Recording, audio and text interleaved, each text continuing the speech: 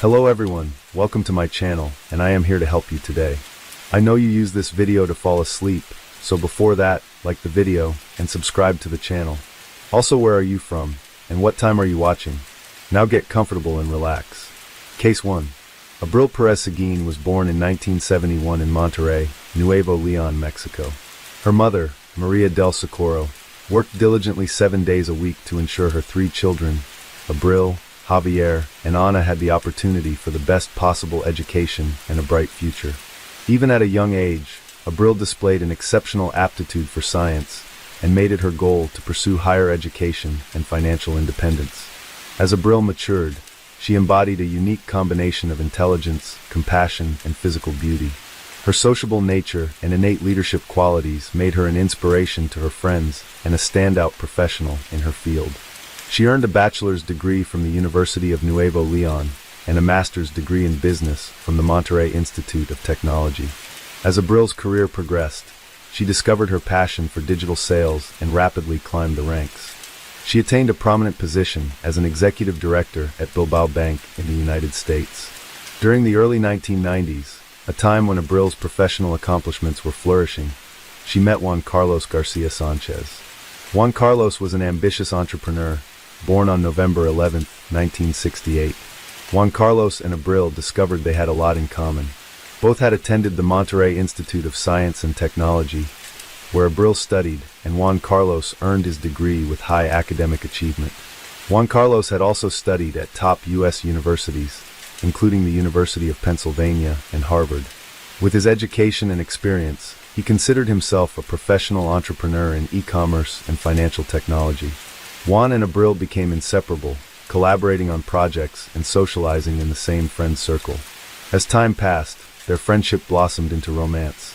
After a few years of dating, they decided to tie the knot, and their wedding took place in 1994. Their collaboration led to numerous successful projects, including the online stores PAG Mobile and Plascom. They also played a key role in the development of the Dems store, which became a leading e-commerce platform in Mexico. By 1999, their life appeared to be a perfect fairy tale, with both partners achieving great success in their careers and enjoying a happy relationship. Their joy was further amplified with the birth of their first child, Ana Cecilia, in 2001. 2 years later, they welcomed a son, Juan Carlos Jr., followed by another son, Julio Andres, in 2005. Despite their busy schedules, Abril prioritized her children's needs, taking care of them personally and attending their school activities. Abril's devotion earned her the respect and admiration of those around her. Juan Carlos was also a dedicated father, and together they created a seemingly ideal family that many people envied. However, behind the facade, the family was struggling with difficulties, and all members suffered due to Juan's short temper. Juan was a cruel man who frequently lashed out at anyone who crossed his path. His behavior towards his wife, Abril, began with verbal abuse, making her feel uncomfortable and hurt with his insulting words. Over time, the situation worsened, and Juan started using physical violence against Abril, regularly beating her. Abril attempted to conceal the abuse from her friends and family, fearing that she wouldn't be able to provide for their children on her own. She believed that staying with Juan would give their children a better future. However, by 2009, the situation had become so severe that others began to suspect what was happening in the family. Abril has always kept it a secret from her friends and family, but whenever they asked about a possible divorce, she insisted that she wouldn't leave Juan. By 2014, Juan had reached the pinnacle of his career, becoming a prominent figure in Amazon's retail industry in Mexico. A year later, when Juan became the director of Amazon in Mexico, the family had to relocate to Mexico City. Abril hoped that the change of scenery would resolve their problems, but unfortunately, the abuse continued. Juan Carlos presented himself as a loving husband and father to the public, but behind closed doors, he was abusive and controlling towards his wife, Abril. He would often post on social media about how much he loved her, but in reality, he was constantly accusing her of cheating and even hired a private investigator to gather evidence. Despite his successful career, which included becoming the director of e-commerce at a multinational company, his marriage was deteriorating. The tension between him and Abril became unbearable, and after a trip to Monterrey to celebrate Christmas with her family, she realized she couldn't stay in the marriage any longer. During the trip, Juan's anger boiled over, and he physically attacked Abril, grabbing her by the neck and strangling her. He had received a photo from the private investigator of Abril with a male colleague, which he mistakenly believed was her lover. In reality, the man was just a co-worker. Abril decided not to engage with Juan's accusations and instead filed for divorce on January 4, 2019. They had already separated and planned to inform their children about their impending divorce. However, the situation took a violent turn one early morning. Abril was asleep when she was suddenly struck on the head with a baseball bat by her partner, Juan. Initially disoriented, Abril thought the ceiling had collapsed, but as her vision cleared, she saw Juan standing over her. She attempted to push him away and escape, but he overpowered her, prompting her to scream for help. Their 16-year-old son rushed to his mother's aid, quickly assessing the situation and intervening to prevent Juan from causing further harm. He managed to get Abril away from Juan and escorted her out of the house to seek emergency medical attention for her injuries. After the incident, Juan took to social media to share his side of the story.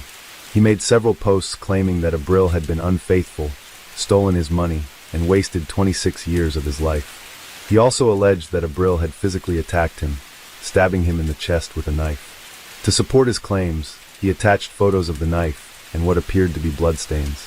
One of Juan's friends responded by recording a video asking people to share the information. However, Juan's posts became increasingly bizarre. At one point, he even posted a message claiming that Abril had taken her life, despite being clearly alive. This move remains puzzling to this day. Meanwhile, Abril had been recovering in the hospital. After her discharge, she immediately filed a police report against her husband. The authorities sided with her, granting her custody of their 2 children and ordering Juan to pay 6,000 Mexican pesos, approximately $1,350, in monthly alimony. However, this amount was deemed insufficient to cover the costs of raising their 2 minors. After overcoming her initial fear and financial struggles, Abril began a new chapter in her life, driven by her determination to create a better future for her children. She relocated to Monterrey with her kids, where she attended Juan Carlos' trial and filed for divorce. Reflecting on her traumatic experience and the abuse she suffered, Abril reevaluated her life. She joined a Christian organization that supported families and started working as a divorce counselor. Her ultimate goal was to establish a support system for women who had endured similar abuse, just as she had. As Abril worked towards rebuilding her life, the court proceedings against Juan Carlos continued. 9 months after the attack, Juan was formally charged with attempted murder. The case was then brought to court, where Judge Federico Mask ordered Juan's informal arrest. Consequently, Juan was incarcerated for several weeks. Juan appealed the verdict, and on November 3, 2019, Judge Hector Jimenez reviewed the case. He found the hospital photographs and Abril's testimony, along with that of her son, insufficient to prove Juan's guilt. The judge also believed that if Juan had intended to kill Abril, he would have done so. Additionally, he considered the baseball bat used in the attack to be a blunt object, rather than a deadly weapon. As a result, the charges were downgraded and the preliminary arrest was canceled. With only a few hearings remaining, the outcome of the case was uncertain, causing Abril and her loved one significant anxiety and frustration. In a desperate attempt to have her concerns heard, Abril wrote to the judge, expressing her fears for her life and pleading for him to consider the threat Juan posed. However, her letter was ignored. Juan then began a custody battle for their children. Abril was forced to leave Monterrey and travel to Mexico City for the remaining hearings. She also had to subject her children to psychological evaluations, as Juan had claimed in his lawsuit that Abril had manipulated them into rejecting him. A week before a critical court hearing, Abril sat down with her 3 children to express her love and wishes for their future. She encouraged them to chase their dreams and find the strength to forgive their father. This conversation seemed like a farewell, as if Abril sensed that it might be her last opportunity to reassure her children of her love. On November 25, 2019, Abril followed her ex-husband's instructions to avoid potential legal issues that could have led to her separation from her children. She traveled to Mexico City, coincidentally on the same day that thousands of women marched in the streets to commemorate the International Day Against Gender-Based Violence on March 19, 2021. The court reclassified a case involving violence against Abril, which occurred in January 2019, as attempted murder. This decision was made after Abril's relatives and the prosecutor filed several petitions for judicial review, ultimately leading to the cancellation of the original decision. 2 months later, on May 23rd, the remaining suspects in Abril's murder case were apprehended, including 3 women and 1 man. The investigation resulted in the issuance of 3 search warrants and 8 arrest warrants. During the first search, 48-year-old Amanda Vicente Rodriguez was taken into custody. A series of arrests were made in connection with a recent crime. In the Jardín de Morelos colony, 34-year-old Mabel Montoya Marina and 48-year-old Garcia Alicia Flores Valdez were taken into custody, and their mobile phones were seized. Another arrest was made in the Alvar Aragon colony in Mexico City, where 50-year-old Iza Jalil Castillo, also known as Aguirre or Alvar's godmother, was detained. At the same time, 9 gang members were apprehended, with 7 of them allegedly linked to the Abril case. However, one suspect, Juan Carlos, remained at large, prompting authorities to reissue a warrant for his arrest. General Prosecutor Ernesto Gadoy explained that the initial warrant was for attempted murder, while the new one was for the actual killing of a woman. Despite efforts to locate Juan, he remained elusive. In a surprising turn of events, a man named Rolf, also known as El Chalin, contacted the authorities and claimed to have information about the case. During questioning, he revealed that he was the one who had actually pulled the trigger and taken Abril's life. The perpetrator, Rodolfo Daniel Bendis, eventually pleaded guilty to the crime. He claimed that Juan Carlos had promised to pay him $10,000 to carry out the crime. According to Bendis, Juan Carlos had contacted him while he was in pretrial detention and provided him with the address of Abril in Mexico City. Juan Carlos allegedly instructed Bendis to spy on Abril and provided written instructions on how to commit the crime. He also promised to provide Bendis with a gun in Monterrey. However, when Bendis arrived in Monterrey, no one contacted him, and he did not receive the gun. He returned to Mexico City and did not hear from Juan Carlos again until after his release from prison. Upon his release, Juan Carlos contacted Bendis again and informed him that the plan had changed. He now wanted Abril to be killed in Mexico City, as he had managed to lure her there. The case was divided into multiple hearings due to the complexity of the judicial system. The first trial began in August 2022, with Bendis and Juan Carlos as the initial defendants.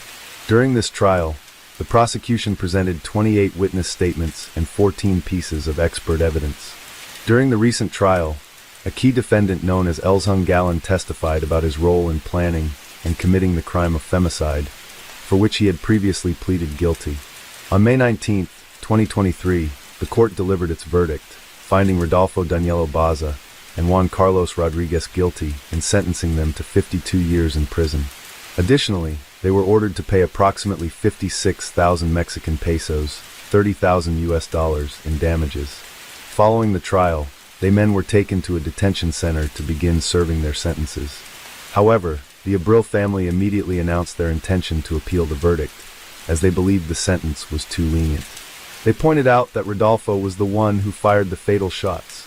As for the remaining defendants, it was previously decided in October 2014 that their trials would be divided. This decision was met with an appeal from prosecutors, who argued that it would significantly delay the proceedings and result in unnecessary additional costs for the court. The tragic case of Abril continues to affect her family and the wider Mexican society, and despite the recent verdict, the trials are not yet over. After the court hearing, Abril got into a car with her children and their lawyer. She asked the lawyer to drive them to the airport for their flight back to Monterrey.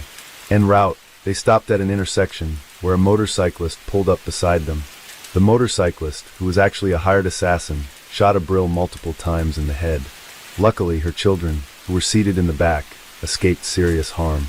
One child, who was lying down, was grazed by a bullet but suffered only minor injury. Abril was rushed to the hospital, where doctors fought to save her life. Despite their efforts, she succumbed to her injuries 6 hours later. The lawyer immediately contacted Abril's family to inform them of the tragedy. Her brother Javier traveled to Mexico City to handle the aftermath of the incident. The community suspected Juan Carlos of being involved in the crime, but the authorities took a different stance.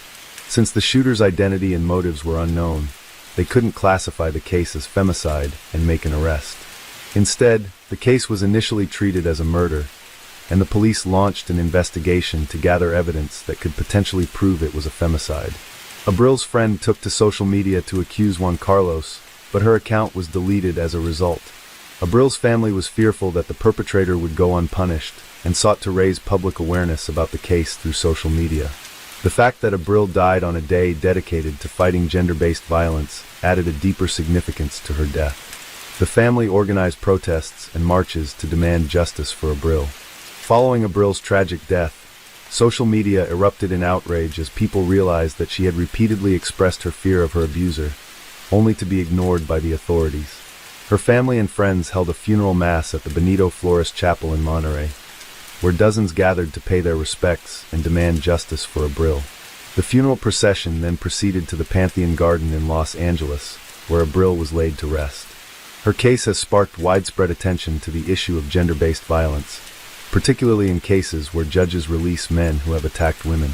Abril's ex-husband, Juan Carlos, was released from prison after appealing his sentence and was able to track Abril down to Mexico City, where he ultimately took her life. In response to Abril's case, the Mexican General Prosecutor's Office has launched an investigation into the judges who allowed Juan Carlos to be released from prison. The judges in question, Carlos Trillo Rodriguez, Federico Mosa Gonzalez, and Hector Jimenez Lopez, are being investigated for their roles in Juan Carlos' release. Additionally, representatives of the party of former Mexican President Andrés Manuel López Obrador are calling for Judge Mosa's removal from office, citing his involvement in a previous controversial case in which he released a doctor who had disrespected a patient in a public hospital. The judge initially declined to charge Juan Carlos with femicide, instead only charging him with sexual violence, after which he was released from custody. During the public outcries surrounding the Abril case, Rafael Guerra, the president of the Supreme Court of Mexico City, suspended all judges involved in the case on November 29. Mexico City's head of government, Claudia Sheinbaum, stated that the government would investigate Abril's death. She also warned that the judges involved in the case could be held accountable for Abril's death if it was proven that Juan Carlos was responsible. Local and international media reported that Juan Carlos was released despite evidence against him.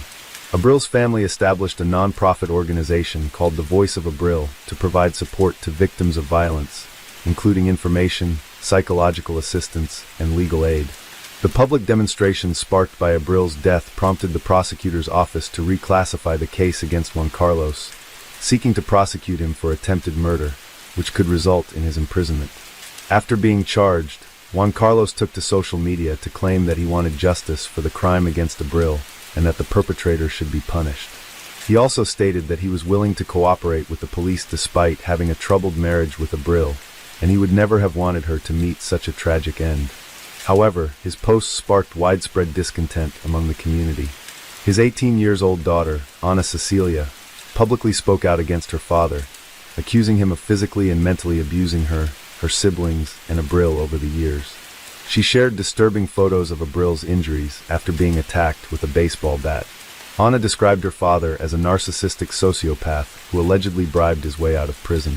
During the ongoing investigation and protests, an arrest warrant was issued for Juan Carlos, but it was not directly related to the Abril case. Instead, it was due to him violating judicial duties. Although he was released on the condition that he would check in with the police station weekly, he failed to do so. After missing 2 court hearings, Judge Agustin Monra Gaspar Canel was left with no choice but to issue the order. Juan wrote a letter claiming he feared for his life and did not want to attend the hearings, stating he and his family had received death threats since Abril's death. He believed someone would seek revenge if he appeared in court. However, the judge rejected this excuse and issued an arrest warrant, also restricting Juan from leaving the country. The investigation continued, aiming to uncover the truth. A letter from Juan was discovered, in which he again denied involvement in Abril's death, claiming he never intended to harm her. He described the night of the incident, stating that Abril had initiated a fight, stabbing him in the side, and he had hit her with a bat in self-defense.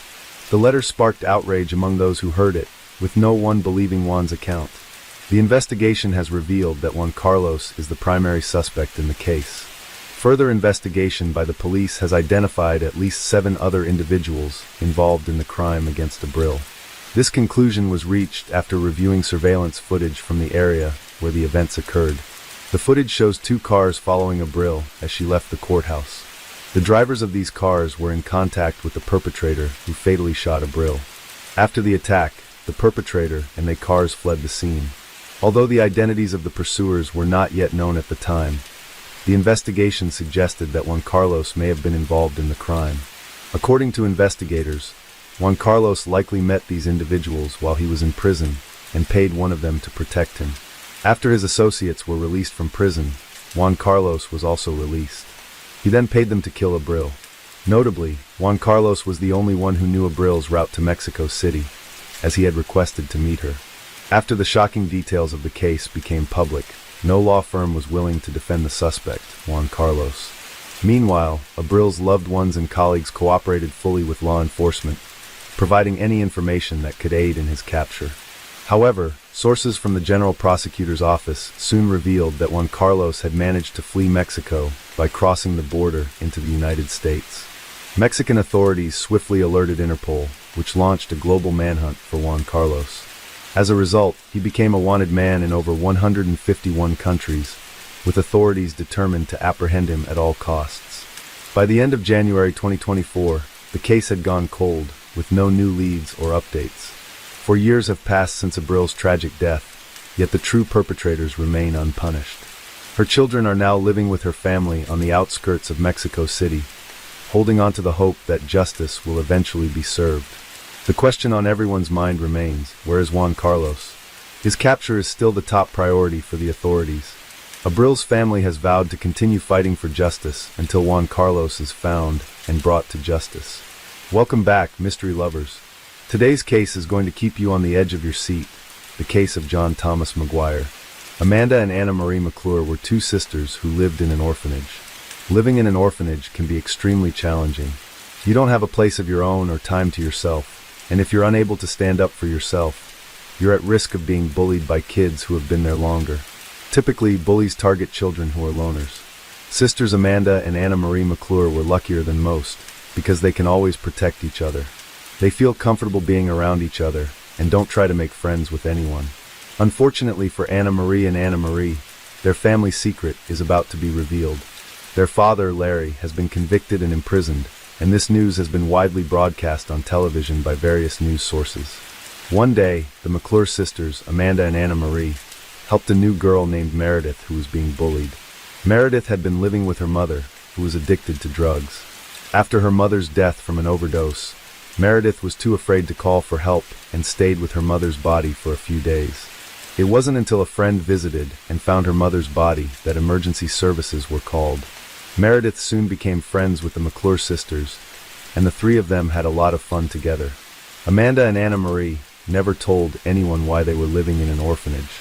And when Meredith asked, Anna Marie made up a story about their father being a police officer who died while on duty to catch a dangerous criminal. Meredith was so impressed with Anna Marie's story that she told it to the other children at the camp. Overnight, the McClure sisters became heroes and were admired by everyone. Most of the kids in the shelter had parents who had died from substance abuse or were in prison, so the McClure sisters' story made them stand out in a positive way. The sisters' secluded life at the orphanage came to an end when all the children wanted to befriend them. However, this marked the beginning of a difficult period in their lives. A heartbreaking truth comes to light. Their father, presumed dead, is actually alive and serving a prison sentence for violence and sex crimes he committed against minors. The sisters' lives became a nightmare. However, they got a second chance when two different families decided to adopt them. This meant they would be living apart, and their bond was eventually broken. Amanda, who had previously worried her adoptive parents. They were worried that she would be single forever, and that not having a biological family had a profound effect on her mental health. Amanda's adoptive parents were relieved to learn that she was in a serious relationship with a man named John Thomas McGuire, who was 38 years old. This would be his second marriage, and he had two sons from a previous marriage. What reassured them even more was that John seemed to be a perfect partner and always supported her. He also had a friendly relationship with his ex-wife, which was a good sign for Amanda's future with him. After serving his sentence, Larry McClure was pardoned and settled in Virginia. His first priority was to find his daughters. He went straight to Amanda's foster parents, Glenn and Alex, said hello and introduced himself. He asked to see Amanda and requested her contact information, including her address and phone number. Although Larry appeared disheveled and intimidating, with deep wrinkles and dark circles under his eyes, he didn't seem intoxicated. However, his behavior was not quite right. Glenn, Amanda's foster parent, refused Larry's request but promised to inform Amanda that her biological father was looking for her. Larry was taken aback by the term biological father, but he thanked Glenn and left. Glenn did keep his promise. He told Amanda that her father was free and was looking for her. Amanda was torn, with a part of her wanting to reject her father, given his past mistakes, and another part wanting to give him another chance. Amanda reaches out to her father, Larry, after many years of separation. Amanda initiates the conversation by calling her father, who is overjoyed to hear from her. Larry asks about her well-being, and she shares that she's doing well, married, and happy. Larry was very happy for his daughter and invited her and her husband to have dinner with him. Amanda is initially uncertain about meeting her father, but he senses her hesitation and reassures her by telling her to forget the old grudges, and he has lived all these years with only one thought, to see her and Anne-Marie. This suggests that Larry has been thinking about his daughters and wants to see them again. Larry's meetings with Amanda and John led to their introduction to the world of illegal substances, which he manufactured himself in his camper. Initially, their financial situation was stable, but Larry manipulated them into funding his substance production. As their addiction deepened, they both lost their jobs.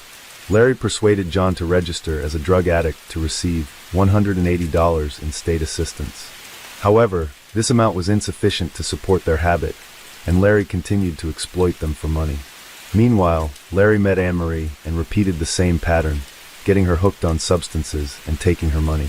Amanda and John's situation spiraled out of control.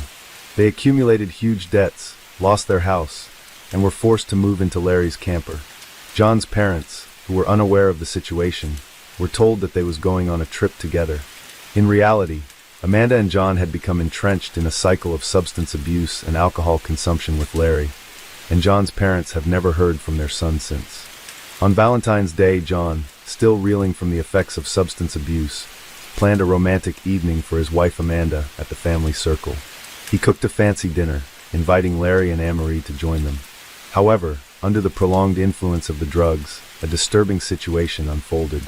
Amanda and Larry, who were supposed to be father and daughter, began to develop an inappropriately close relationship. Sadly, John was unaware of this, and as a result, he became redundant in their twisted relationship. During the meal, John spoke very many warm words to Amanda, which made Larry extremely anxious. As the tension increased, Larry interrupted John's speech and asked if he could be completely honest with his wife. John agreed, and Larry suggested a game. They tied John's legs and instructed him to answer truthfully about his life. Initially, the questions covering topics like childhood and school. However, under the influence of drugs, Larry began to accuse John of being an undercover FBI agent. When John denied this, they hit him, although John begging for mercy, but he was ultimately struck on the head with a bottle of wine, the same wine he had brought for the family dinner. Over the course of 2 days, Larry, Amanda, and Anne-Marie subjected John to torture while using illegal substances. When they thought it was time to end things, Amanda put a black bag over John's head and tightened it around his neck until he stopped breathing. They buried John in the backyard and then celebrated the engagement of Larry and Amanda, father and daughter, with more drugs and alcohol. On the 3rd day, their mental health worsened. They began to hallucinate, seeing John's ghost, hearing police sirens, and imagining that the ground where they buried John was disturbed as if he might escape and report everything to the authorities. The situation was chaotic, but the father and daughters still decided to take more drastic action. They dug up John's body, checked his pulse, and examined his pupil's reaction to light, even though he showed clear signs of decomposition. This, however, did not convince them that he was truly gone. In a frantic bid to prevent John from coming back to life, they dismembered his body with a wood axe and drove aspen stakes into each piece. They then buried the remains in different locations and covered them with lime to accelerate the decomposition process. 3 weeks later, Larry and Amanda got married. To conceal their relationship, Larry changed his name. The new family aimed to start afresh, moving to Kentucky. They promised each other to stop using illegal substances for good. To avoid suspicion, they even hung an American flag over their front door, just like their neighbors did. By this time, John's ex-wife and parents were becoming increasingly concerned about his lack of contact. In 2019, John's mother even filed a police report regarding his disappearance. Meanwhile, Larry failed to inform the police about his move to another state, which violated his probation terms and led to his return to prison. Larry's mental state deteriorated, especially after long-term substance abuse and alcohol use. This sent him into rehab, leading to anxiety and confusion between what was real and what wasn't, reflected in his disturbing behavior. Larry suspected that the parole violation was merely a pretext for authorities to search his backyard for John's remains. He felt an urgent need to contact Amanda or Anna Marie and instruct them to dig up the body parts and rebury them far from their home. Since all prisoner calls are monitored, he had to find a discreet way to communicate this information. Larry meticulously prepared a speech to convey his message, but ultimately, he was denied the opportunity to make calls. Unable to cope with the situation any longer, he decided to confess to the police. Larry thought that if he confessed to the murder before being charged, he might avoid the death penalty. He even considered blaming his daughters to make his situation better. However, the police officer did not believe him. First of all, what murder? What body parts were buried in the backyard? What crazy idea did this man have? Legally, they had to verify his claims. Initially, the police planned to conduct an investigation. They took his statement, and they found out that John was indeed missing. A police unit was sent to Larry's house. First on the scene, investigators found evidence that Larry had mentioned, confirming all of the criminal's statements. The McClure sisters were quickly apprehended. Amanda and Anna Marie were in shock, unable to believe that their father and stepfather could confess to such a brutal murder. They were even more stunned to learn that Larry was trying to portray himself as an innocent bystander, claiming in his testimony that it was his daughters who killed John, and he was just unwittingly involved in the crime. As the investigation unfolded, each the family McClure member sought to protect themselves and convince the police that their involvement was purely accidental. This situation was particularly difficult for John's relatives because there was no body, only remains were found. Those remains had to be carefully collected by forensic experts, transported to his parents, and ultimately buried in a closed coffin. It has been mentioned many that John was a kind person. Despite the challenges they faced, his parents were able to arrange for his burial. Some friends contributed financially, while others assisted with transportation and funeral planning. John was laid to rest at a Lutheran church on October 25, 2019. On February 15th, the day after Valentine's Day, a member of the McClure family posted on Facebook, claiming it was a message from John. The post stated that he was going on a long trip and would be out of touch, asking friends not to worry about his absence. This raised suspicions that the family McClure had planned to kill John, and they wanted to deceive others to avoid causing panic. Despite the severity of the crime, but during the trial, Larry and Amanda received an additional 6 months in their sentence due to their illegal father-daughter marriage, which is prohibited in the state. The trial began, and Larry testified. He revealed that he had always felt remorse for his children throughout his life. He explained that when they were very young, he committed a serious crime that led to them being placed in an orphanage. Their birth mother had abandoned them, and he was the only one left feeling heartbroken. Larry expressed deep gratitude towards the families who adopted his children, mentioning that he had even prayed for their adoptive parents in churches. He desperately wanted to make up for the years gone by with them, and admitted that this might be why he made the choices he did. He describes John as a wonderful young man and expresses his grief for him. He says that if he could change the past, he would, but emphasizes that no one can bring the dead back to life. He mentions his deep love for his daughter Amanda. However, he notes that Amanda does not care about John. Her only concern is taking money from his account. He questions whether anyone would consider killing someone for $180, and that people should recognize Amanda for what she was. He called her a monster, not a human. He stated that he, Amanda, and Marie were addicted to drugs and that they deserved to be punished for their actions.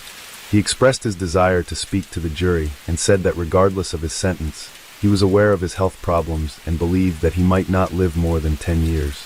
He expressed regret for John's passing and again apologized to all of John's loved ones. The trial dragged on because the defendants kept changing their statements about whether they killed John or not. Amanda, unable to bear the long trial, made a deal with investigators. In return, she was assured that she would be charged with involuntary manslaughter at her next trial. Larry then gave another speech. He said, "The four of us bought the ingredients to make illegal drugs." Amanda came to me and shared her wish to get revenge on John. The reality is that John, while high on drugs, assaulted Anna Marie, which led to her becoming pregnant. For me, I needed to regain my daughter's trust after years apart. I felt I could not refuse their demands. I often blamed myself for what had happened and thought about ending my life. But I wondered, why should I suffer when this crime was committed by them? After Larry's speech, it was John's family's turn to speak. John's mother cried uncontrollably and could not express her emotions. She expressed, "Even if one day I can forgive the McClure family, I will never forget what they did. I also hope I live long enough to see one of them die before me." Next, John's children spoke, cursing the killers and declaring that they would never forgive them. The judge delivered the final verdict, sentencing Larry McClure to life in prison without the possibility of parole. When the sentence for Amanda was revealed, her adoptive parents regretted telling her that her biological father was looking for her. They had always raised her with the freedom to make her own choices, unaware that this freedom could lead to such dire consequences. At the time the verdict was announced, Amanda stated that her father's jealousy was the root cause of the situation. Her adoptive parents pleaded with the judge to consider that Amanda's involvement in the crime was heavily influenced by Larry's negative impact, asserting that she would never have committed such a violent act otherwise. However, the prosecutors argued that the murder was a planned act, suggesting that Amanda and Larry were conspiring to be together as a couple. The initial hearing focused on Amanda, who was sentenced to 40 years. The judge said Amanda could serve only 20 years. During Anna Marie's sentencing, she attempted to speak out against John's murder. However, she felt pressured by her father and sister to do what they wanted, and she only attended Larry and Amanda's wedding out of concern for her own future. Ultimately, Anna Marie was sentenced to 40 years. Hi there, investigators. It's time to uncover the truth behind another case. The case of Lin family. Min Lin and Yun Lin's romance began in the late 1980s when they met at an Australian university. They both came from China and had moved to Australia to further their studies. Min had completed her bachelor's degree and was doing an internship, while Yun participated in a student exchange program. They met each other after meeting accidentally in the university hallway. After graduating, they got married and settled in North Epping, Sydney, where their love continued to grow into a strong, close-knit family. Min and Yun had their first child, Brenda Lin, in August 1994. She was mostly known as Brenda. Their son, Henry, was born in 1997, and their youngest child, Terry, was born in 2000. At the start of the 2000s, Min and Yun decided to start a business, opening a small newsroom. Through their hard work, it became a successful news agency with a publishing arm on Rose Street. The Lin family's business success had brought them economic security. A spacious house, a luxury car, and good education for their children. Min had handled business affairs, while Yun had focused on taking care of their home and children. Neighbors had respected the Lin family for their hard work and kindness. As parents, Min and Yun had been appreciated for their care and love for their children. They had never quarreled. Their children had been very obedient and close-knit. Brenda, the eldest daughter, had stood out for her beauty, good academic performance, and kindness towards animals. Henry and Terry, two sons, had been both active and loved sports, especially soccer. As the Lin family had settled into life in Australia and their assets had increased, they had begun bringing relatives from China to live with them. In the early 2000s, Min's parents had been the first to move to North Epping and had helped with childcare. A few years later, Yun's parents also moved to Sydney suburb, with Min and Yun buying them a small house. Yun's sister, Irene, came to live with the Lin family, assisting with household chores and the children. By this time, the Lin family business was generating substantial income, reportedly nearing $1 million annually. In late 2007, Min Lin's younger sister, Kathy, and her husband, Robert, moved to Australia in search of better opportunities. They had visited before and briefly lived in Melbourne, but had returned to China. This time, they were determined to settle in Australia for good. Robert was a former successful ear, nose, and throat doctor in China, decided to try his hand at entrepreneurship. He and his wife invested all their savings in a restaurant in Sydney, but the business struggled and eventually closed. Robert's subsequent attempts to open a cafe or snack bar also failed due to his lack of business skills and financial management experience. Lin's family had a habit of meeting every Friday night. Their last family gathering took place on July 17th, 2009, at Kathy and Min's parents' home. The next morning, July 18th, the Lin family's store had not been open, making longtime customers feel surprised and confused. This sudden closure had raised their concerns. One of them tried to contact Min multiple times but was unsuccessful, so they called Min's sister Kathy to see if she knew what was going on. Kathy was surprised and worried because her brother never closed the shop without making arrangements first. Kathy tried to call Min and Yoon, but they didn't answer. She also tried calling their home phone, but no one picked up. Kathy and her husband Robert were worried, so they decided to visit Min's house to make sure everything was okay. They arrived around 9 a.m. and saw the family car. They went to the house. The front door was unlocked, but there was no sign of Min or his family inside. Kathy went upstairs. When she opened the bedroom door, she was shocked by what she saw. The room was covered in blood, including the floor, walls, ceiling, furniture, and curtains. Yim Lin's body was on the floor near the bed, and she had been severely mutilated. Kathy screamed and stumbled backward, was shocked by the gruesome scene. In the room next to where Irene slept, a terrible scene took place. Irene lay motionless on the bed, her face beaten and bruised. The bedrooms of Henry, 12, and Terry, 9, also revealed horrifying scenes. Both were brutally beaten to death. Their bodies were found in separate corners of the room. Min Lin's body was found in his bedroom, covered with a blanket soaked in blood. He was killed in the same way as his family. It seems he was the first victim, followed by his wife, her sister, and then the two boys. Kathy immediately contacted emergency services. After Kathy's urgent call, Robert left to fetch the Lin's parents, who lived about 10 kilometers from the crime scene. Police and paramedics arrived quickly, encountering what they described as one of the most horrific crime scenes they had witnessed. Tragically, the Lin family members were all killed.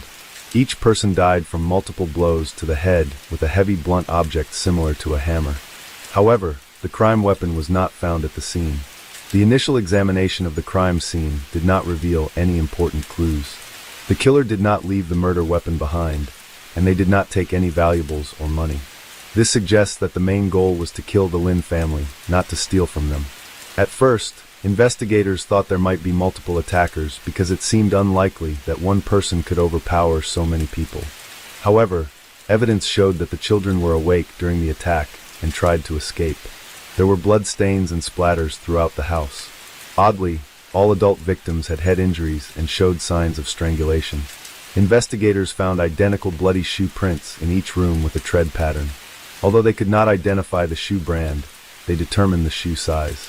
No fingerprints were found, suggesting the killers wore gloves. Initially, the police had no leads or theories about the perpetrator's identity. Friends and neighbors of the Lin family all said that the family had no known enemies, making the motive for the brutal massacre unclear. The attack occurred between midnight and 3 a.m. on July 18th. Brenda Lin, the eldest child and now sole survivor of the Lin family, was attending school in New Caledonia at the time of the tragedy. She learned about the incident through social media and initially did not believe it was related to her family, but the truth devastated her. Brenda soon received a call from her Aunt Kathy, who tearfully confirmed the devastating news. Brenda was immediately flown back to Sydney where Kathy and Robert met her at the airport. She then moved in with them as her family's home was closed off as a crime scene. The following day, Brenda was taken to the police station, overcome with grief, to be questioned. However, she had no new information to share, stressing that her family had no enemies and hadn't noticed anything unusual before her trip. After her family's passing, Brenda inherited a significant fortune, including property and the family business. Since she was still a minor and in school, her guardians, Kathy and Robert, took on the responsibility of managing the estate. Brenda's grandparents offered their support, but Kathy and Robert insisted on being her caregivers. Robert even threatened to take legal action if the grandparents sought custody, claiming they were too old to care for a teenager. The matter was eventually resolved, with Brenda remaining in the care of her aunt and uncle. The Lin's shop and publishing business reopened under new management after a temporary closure. However, Brenda had not yet taken over the business operations. Robert began reviewing the family's financial records, including bank accounts, savings, and real estate. Beside that, experts thoroughly investigated the crime scene, documenting every detail, but no concrete leads were found. They believed the killer acted alone and entered the house quietly, possibly through and with a key. The killer wore size 9.5 shoes with a distinctive tread pattern and likely used a hammer as the lethal weapon, which was never found. The killer wore gloves, leaving no fingerprints or foreign DNA behind. One notable detail was the presence of blood stains on the doorknobs of each bedroom where the killings occurred, indicating the killer's bloodied gloves had touched them. However, there were no blood stains on Brenda's room doorknob, suggesting the killer knew she was not present. The Lynn family tragedy received extensive media coverage. However, with no concrete evidence or suspects, numerous implausible theories surfaced. Speculation about the family's supposed vast wealth leading to their murder. As the investigation had stalled, no suspects had emerged for the probe. The theory of a robbery had eventually been abandoned because the killer had left money and valuables intact, suggesting the sole motive had been to kill family members. Furthermore, the fact that the house had lost power on the night of the murder suggested that the murderer had been someone who was familiar with the location of the electrical panel. The attacker's ability to control the house in darkness showed that he had prior knowledge of the house's layout. When reviewing the case, an investigator replayed Kathy's emergency call looking for missed clues. An important hint was detected in the recording. The recording captured Kathy's frantic attempts to explain the situation, her words interrupted by crying and sobbing. At the end of the call, Kathy mentioned her husband's name and talked to him in Cantonese. This piqued the investigators' interest, causing them to translate her words. The translation revealed that Kathy was pleading with Robert not to leave Kathy home alone. This was significant since Robert had left Kathy at the scene of the crime to pick up her parents, despite the potential danger. With 5 people brutally murdered and the killer possibly still inside, Robert's calm aroused suspicion, as if he already knew for certain that Kathy was safe. The police finally identified Robert as the main suspect. A crucial discovery was that Robert had a key to Min's house, which had been given to Robert shortly before the tragedy. However, Robert never mentioned this during questioning, and his wife Kathy was unaware that Min had given him the key. It was Brenda who unintentionally revealed this important information to investigators. Further investigation showed that Robert's claim of being a successful ear, nose, and throat doctor was false. Although he had a medical degree, he had never had a stable job in the field. There were rumors that he had fled to Australia to avoid punishment for alleged bribery charges in China. In Australia, Robert failed to establish a successful career and wasted his remaining savings on unsuccessful business ventures. After moving to North Keeping, he became idle, relying on his wife's income. Once the guardianship papers for Brenda were finalized, Robert acted as if he had inherited the Lynn family's estate. His first move was to force Yun's parents out of their home, which Min had bought for them. Although the house remained in Min's name, Min and Kathy's parents were still allowed to stay in their own home that was also purchased for them. Based on this information, investigators suspected he had a long-standing plot to usurp Min family property, money, and profitable business. However, the police could not arrest Robert, yet due to a lack of concrete evidence. Through a combination of interrogation, surveillance, and other methods, the investigation team was granted permission to install hidden cameras in the Robert household. They hoped to gather the evidence needed to prove Robert's guilt. The breakthrough came sooner than expected, starting with an unexpected revelation from Kathy during an interrogation. Kathy mentioned Robert's preference for a specific brand of shoes. A few years ago, Robert bought 2 pairs of limited edition sneakers that he really liked. He had worn out one pair and thrown it away, but kept the other pair at home. What's important to note is that Robert's shoe size, 9.5, matched the size of the shoes worn by the killers. The crucial evidence was caught on a hidden camera, which showed Robert deliberately destroying the box that held the remaining pair of shoes. A search warrant was issued for Robert's home. During the search, police found a new pair of size 9.5 sneakers with the same pattern as the pattern collected at the crime scene. In the garage, they discovered a small bloodstain, which was later confirmed by a forensic examiner to be a bloodstain containing DNA from all 5 victims of the Lynn family, linking it to the crime scene. In May 2011, 2 years after the tragedy, Robert was officially arrested. He denied involvement, claiming the bloodstains in his garage appeared after returning from Lynn's house following the tragedy. He also downplayed the importance of the sneakers, saying they were new and he threw away the old shoes. While in prison awaiting trial, Robert shared a cell with a number of informants whom the police had arranged. During a conversation, he confessed to carefully planning the crime and covering his tracks.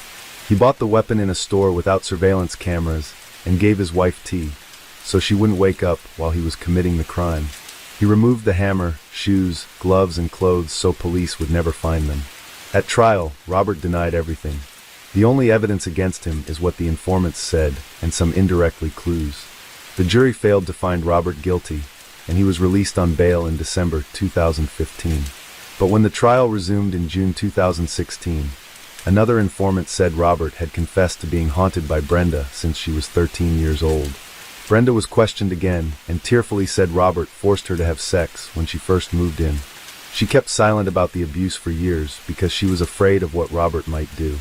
With this new information and other evidence, Robert was officially convicted of all charges.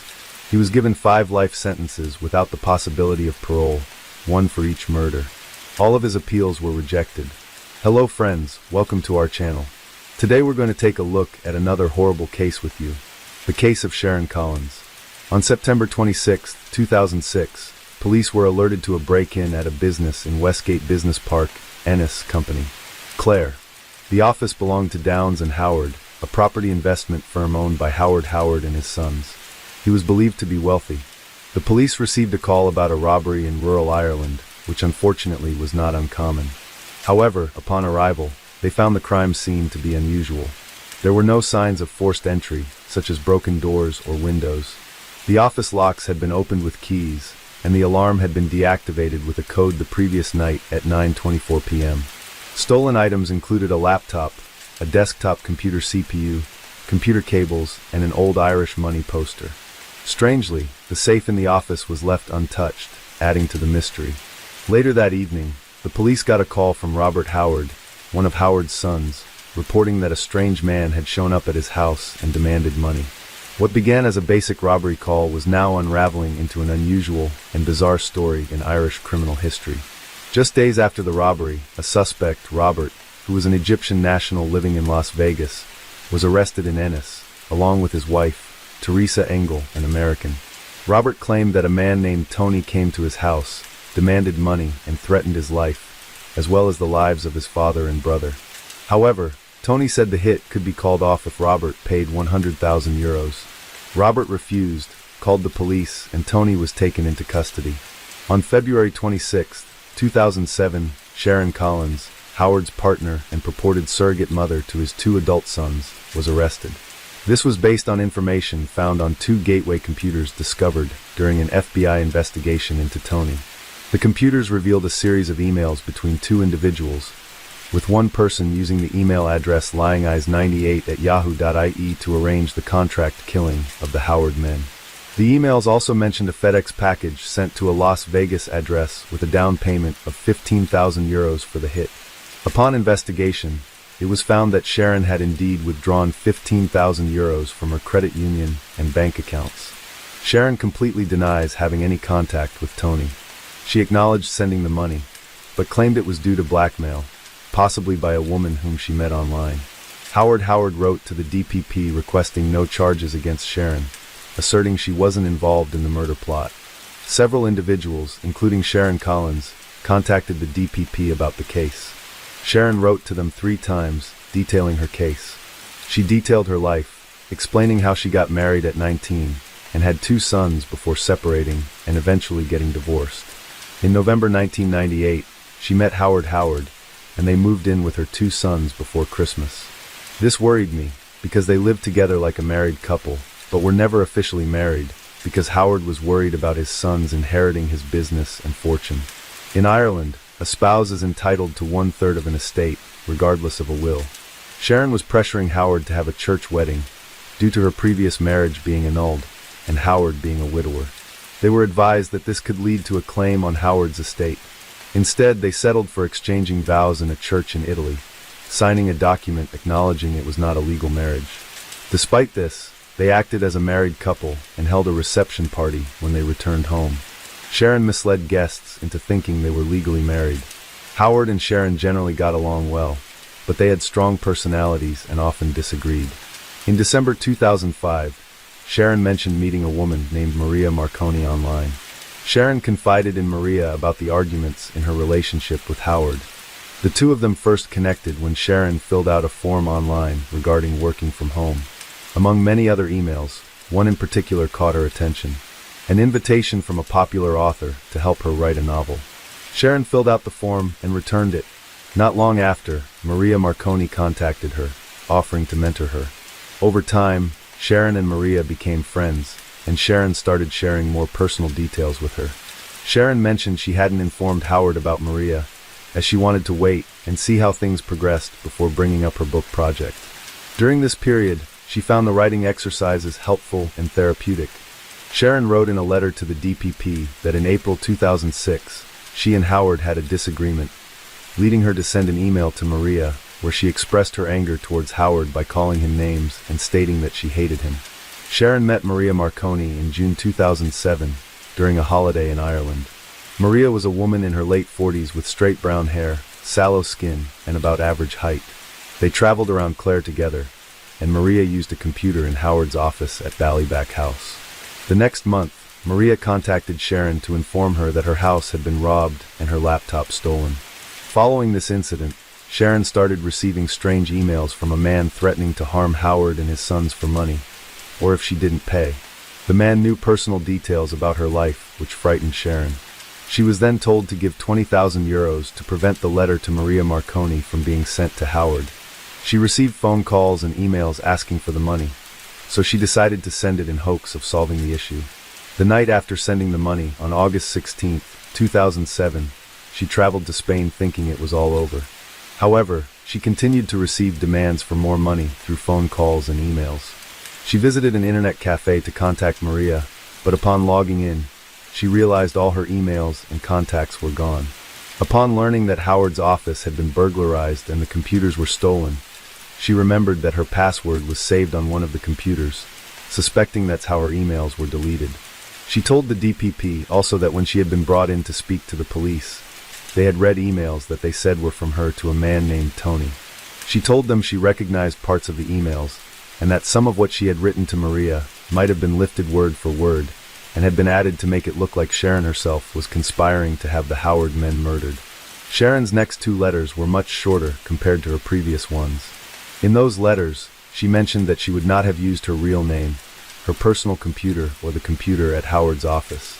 Sharon believed that all these factors made it impossible for her to have committed the crime. She admitted that she was foolish, deceived, and manipulated.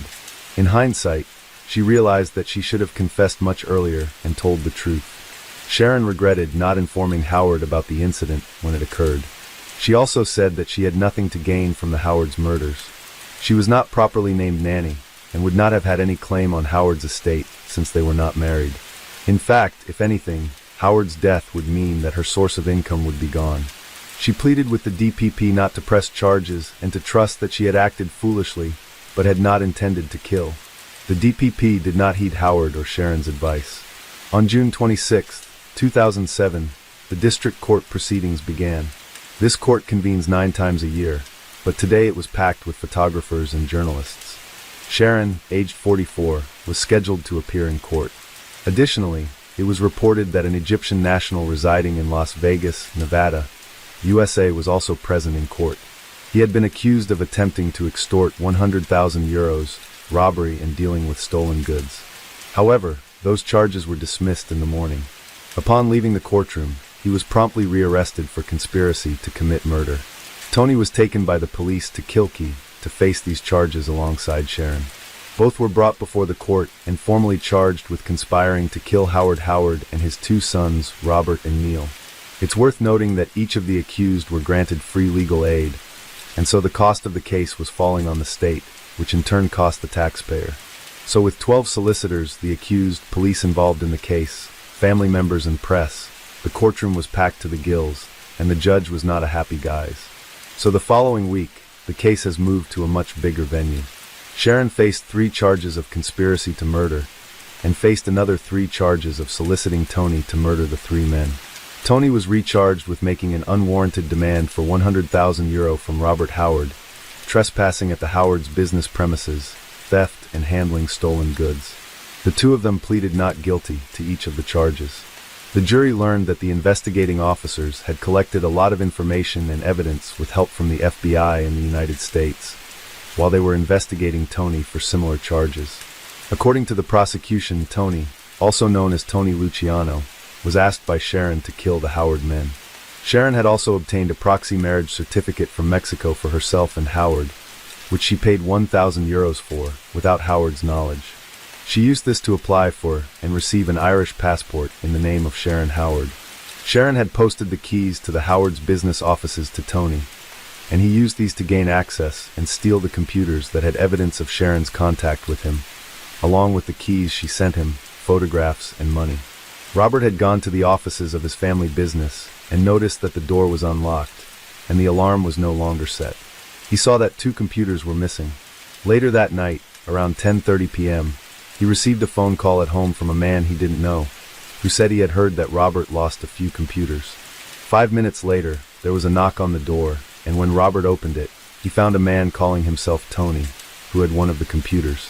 Robert took the computer into the house and informed his brother Neil, who was also indoors, to contact the police.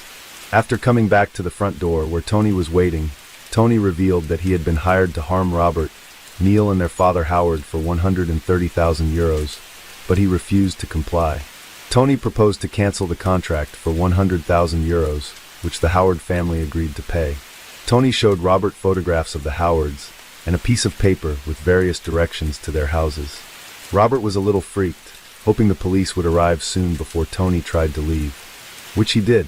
Robert ended up following Tony, but lost him at the crossroads. Later, at around 12:30 a.m., Robert received another phone call from Tony, asking if he had started to get the money together, and there were several other calls the next day along the same lines.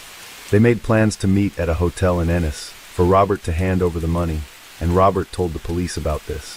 On the evening of the 27th of September, 2006, Robert went to the hotel bar. He got another call telling him to meet a woman near the hotel bathrooms, as she would be collecting the money from him.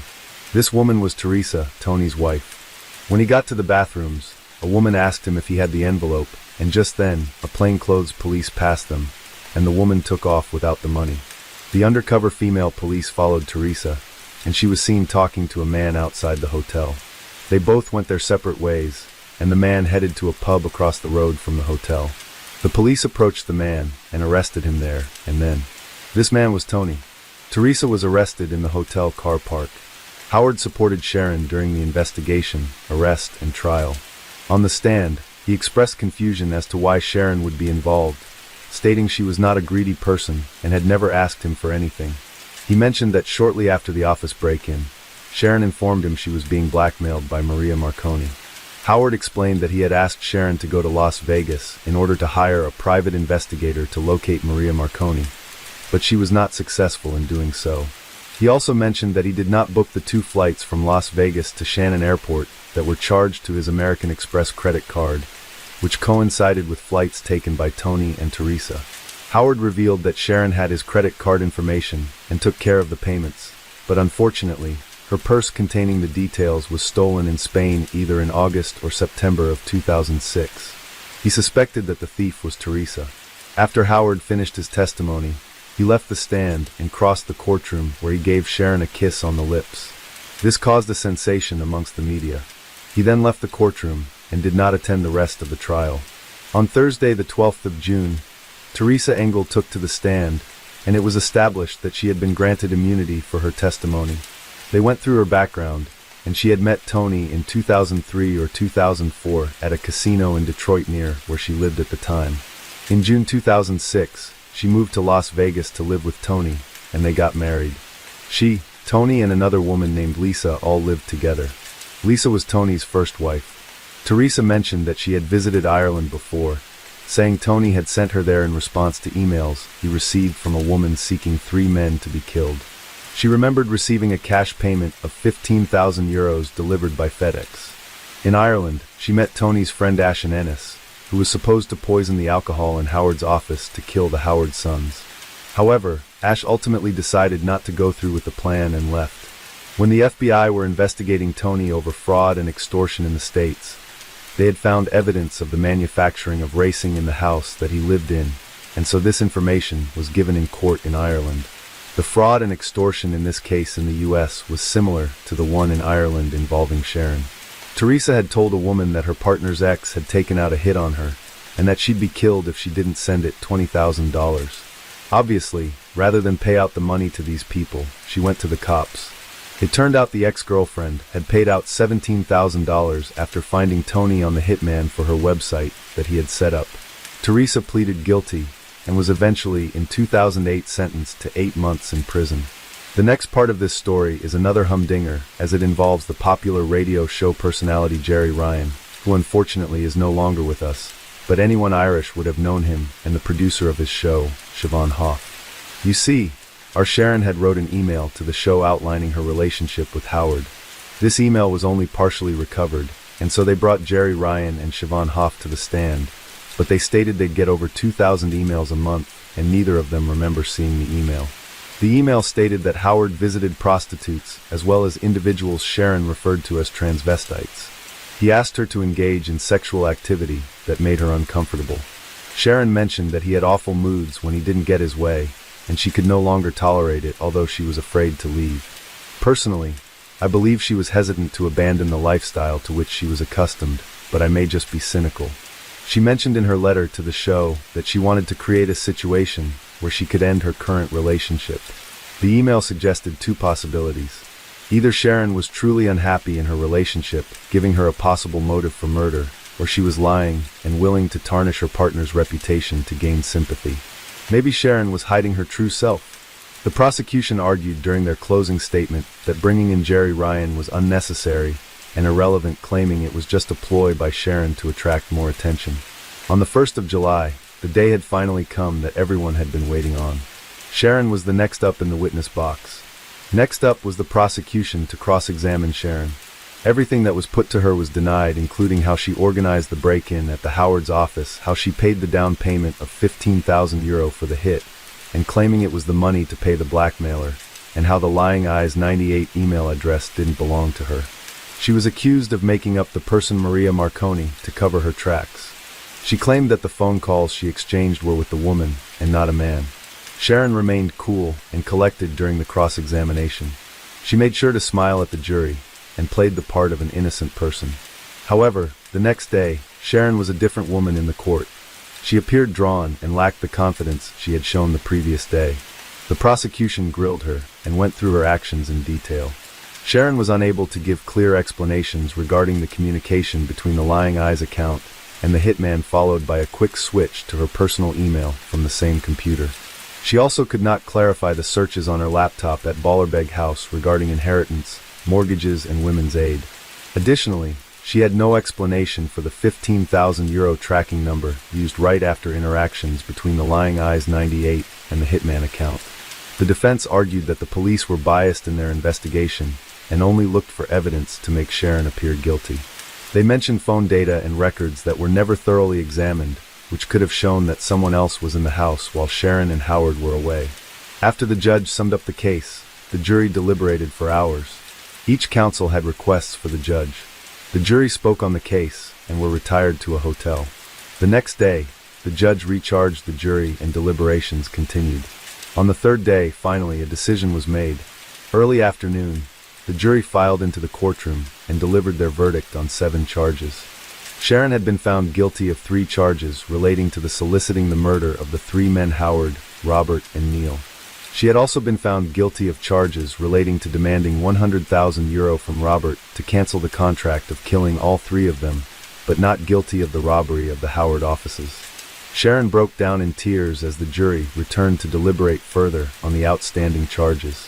By 3 p.m., the jury returned and found her guilty of the conspiracy to murder counts. By 6 p.m., they returned and ultimately could not reach a decision regarding the guilt or innocence of Tony on those counts. Both were remanded in custody to await sentencing, and for the first time, Sharon was going to spend time in prison. On Monday, November 5th, Sharon and Tony went to court for sentencing. Sharon maintained her innocence as she faced the judge again. Howard also spoke to the judge, saying he still supported Sharon and didn't think she could have planned to kill him. It was taken into account that Sharon had no previous record, but obviously, it wasn't taken into account that she'd never admitted to her guilt when sentencing. She was sentenced to 6 years in total and would serve 4 years and 9 months. Tony was sentenced to 6 years in total also, and took his sentencing all in his stride. I suppose compared to US prisons, ours are like a holiday camp. It was backdated to 2006. Howard expended nearly €200,000 on a private detective in an attempt to obtain fresh evidence for Sharon's appeal, but it was unsuccessful. Sharon was eventually set free in September 2012, and in 2015, she granted an interview to the Irish Independent newspaper after relocating to Belfast, Northern Ireland. Throughout, she continued to assert her innocence and contemplated writing a book to share her perspective, but ultimately opted for a low-key lifestyle, aspiring to lead a peaceful existence. During her time in prison, she obtained certification in sports massage therapy and now works as a professional dog walker. She only intended to stay in Belfast for a short while, but she made such good friends up there that she decided to stay. Howard stood by her all the time she was in prison, but after she got out, the relationship fizzled out, and they both went their own way. Howard went to Spain to recover, and to this day, spends most of his time there, while his 2 sons still manage a thriving business despite everything that went on. In 2016, Eve gave an interview to the Sunday World newspaper. He returned to his native Egypt, where he is now a cattle farmer, and had some harsh words for Sharon. He spoke of her statement that everyone deserves a second chance, saying that applies only to people who admit what they did wrong. Tony was extradited back to the States while in custody, as he faced charges of extortion. Once he had served his time in the US, he attempted to put his life back together. He did become ill, and after no one came to visit him in the hospital, he realized his life in the US was over after spending 32 years there, and he returned to his native Egypt. It's hard to believe that Sharon fell for the scam. She would have considered herself as intelligent and a computer expert, having taken a course in 1982. However, the computers of 2006 were a different ballgame. Metadata, cell data browsing history, and so on were just about to become mainstream. Nowadays, we nearly all know that data is kept and our every movement can be traced, and yet we still have people who make these mistakes and leave a treasure trove of evidence. Hello friends, welcome to our channel. Today we're going to take a look at another horrible case with you. The case of the Harvey family. On that Sunday afternoon in January 2006, a man and his daughter visited his friend's family home for a New Year's gathering. He found the open door a usual party thing. Entering, he saw thick smoke, alerted others, and called the authorities. Firefighters arrived, put out the fire, but tragically found the Harveys' lifeless bodies. What seemed like a fire turned into a murder investigation, leaving the investigators both shaken and perplexed. 49-year-old Brian Tabor, Harvey, a local icon, gained recognition in the 1980s as the singer-songwriter for the underground indie band House of Freaks. Despite parting ways professionally with his musical partner Johnny Hott in the 90s, they remained close friends. Brian, a devoted musician, took the stage for the last time at a New Year's Eve show, which was sadly and unbeknownst to him the final night of his life. On the other hand, 39-year-old Catherine Elizabeth Grabinski achieved success as the co-owner of the popular toy store World of Mirth, located in Richmond's Carytown district. A community pillar, she was an artist involved in various endeavors, from painting sets for community theater to working as a pastry chef and waitress. Catherine had an older sister, Shelley Grabinski, and was also the half-sister of actor Stephen Culp, known for his roles in The West Wing and Desperate Housewives, among other films. The paths of Brian and Catherine crossed at the Border Cafe on Main Street, where Catherine worked and Brian frequently visited with Johnny. In 1990, they got married, and the House of Freaks released an album featuring a song dedicated to Catherine titled I Got Happy. The couple welcomed 2 daughters into their lives, Stella and their first daughter, born in 1996, and Ruby May, born in 2001. While Brian continued his musical pursuits, he also took on a job working on computers for the Henrico County school system. Catherine, on the other hand, embarked on the entrepreneurial path by opening World of Mirth, a unique toy and gift store that became a cornerstone in the fashionable Carytown neighborhood. Her brother, Stephen Culp, explained in court that she wanted to create a space where parents could come with their kids and spend time, and kids could play with the toys without any toys that resembled weapons such as guns or swords. The Harvey family established their home in a stately old neighborhood on the south side of Richmond with large trees, porch swings, and ivy-covered surroundings. They had a family room in the basement of their 2-story red brick house. The beautiful family was well known and beloved in the community of Richmond, and no one really had bad intentions towards them, or so everyone thought. On New Year's Day Sunday, 2006, Brian, his wife Catherine, and their two daughters, 9-year-old Stella and 4-year-old Ruby, anticipated a bustling day ahead. Their plans included hosting a lunchtime barbecue for friends and family, prompting them to rise early and make preparations for the upcoming festivities. It had become a tradition for them to throw a party every New Year's Day, gathering their extensive circle of friends for the occasion. On that Sunday morning, Brian went outside their residence in the fashionable Woodland Heights area of Richmond, Virginia, to retrieve the newspaper. Absorbed in the front page news, he returned indoors without locking the door. Since they lived in a relatively safe neighborhood, this wouldn't normally have been a cause for concern. Typically, they also didn't secure the door on party days, leaving it open for arriving friends. However, on this day, unbeknownst to Brian, opportunistic criminals were secretly lurking nearby. Catherine was busily preparing cookies in the kitchen for the anticipated guests who were expected to arrive shortly. Suddenly, she heard voices emanating from the living room.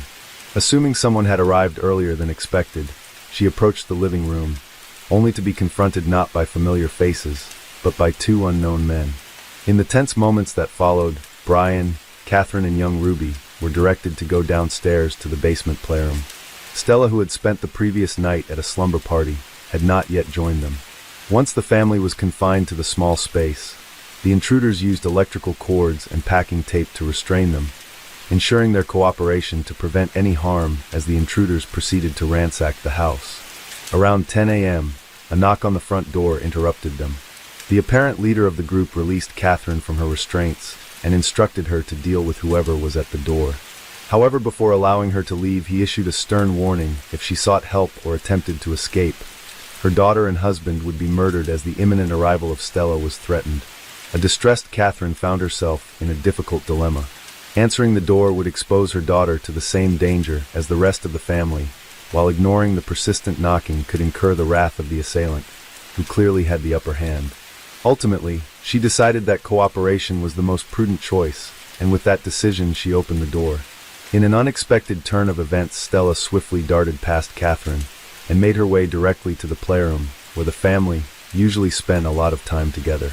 Acting quickly, Catherine intercepted her daughter's friend, preventing her from following.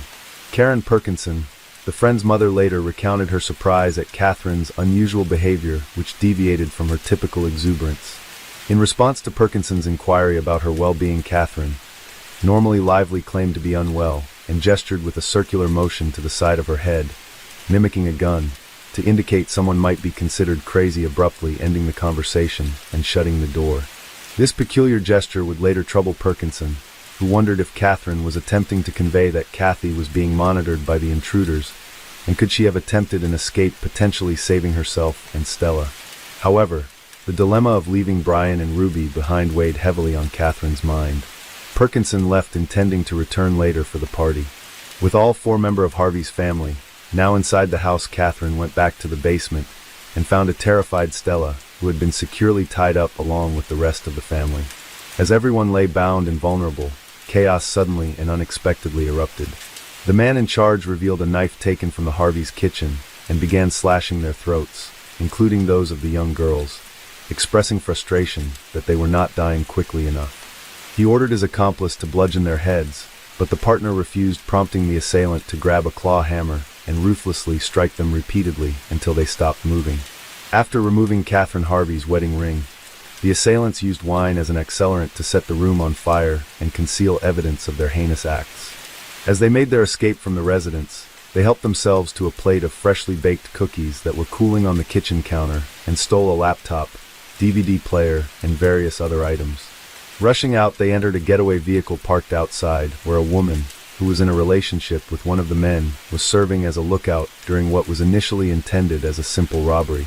They quickly departed, leaving the scene as inconspicuously as they had arrived. Sometime later, around 1:30 p.m., Johnny Holt arrived for the celebratory gathering. Upon opening the front door, he was greeted by a dense cloud of smoke pouring out, alarmed by the strong smell of burning. He alerted the neighbors, who quickly called 911. As emergency responders entered the premises and dealt with the fire, they unfortunately found 4 bodies in the smoldering basement still intact. Investigators at the scene soon determined that the fire did not cause the victims' deaths, but rather a more sinister cause of death was uncovered. This had now become a murder investigation. Police officers and paramedics, who were accustomed to witnessing the darkest aspects of humanity, were reportedly so distressed by the harrowing scene that some of them openly shed tears. The revelation that the parents had been forced to witness the brutal deaths of their children, and vice versa, was heartbreaking to imagine.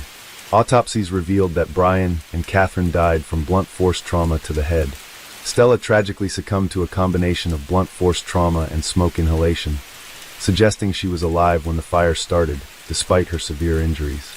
Ruby's death resulted from stab wounds to her neck and back. Despite initiating an immediate investigation into the murders, the authorities had little evidence. Recognizing the potential for criminals to divulge information, they appealed to the public for assistance, and fortunately their breakthrough came a few days later on January 6th. A woman named Latoya Pai contacted the police requesting them to perform a welfare check on her friend, 21-year-old Ashley Bazile. Pai expressed her concerns as she believed that Ashley's boyfriend, 29-year-old Ry Joseph Dandridge, and his uncle, 29-year-old Ricky Javon Gray, were involved in the murder of the Harvey family. Ricky, who was slightly younger than his nephew by a few months, was said to be the one in charge. The shocking revelation continued as Pai disclosed that the two men had stored evidence of their crimes at her residence. She revealed that Gray and Dandridge had recently visited her home with a laptop that had an image of the Harveys as its wallpaper, and the Harvey case had by then received extensive coverage in the news, leaving no doubt that the laptop belonged to them. Additionally, Latoya provided detailed information about a plan devised by Ashley, Gray and Dandridge to rob Ashley's parents. In this plan, Ashley was supposed to pretend to be a hostage, allowing Ricky and Gray to extort money from the Bazile Tuckers, which would make Ashley appear innocent, even though she was aware of the entire plan and had been offered a role. Latoya declined, becoming suspicious of the trio. The uncle and nephew were the only ones that returned hours later, and when asked about Ashley's whereabouts, they cryptically replied. This statement heightened Latoya's concerns, prompting her to contact the police.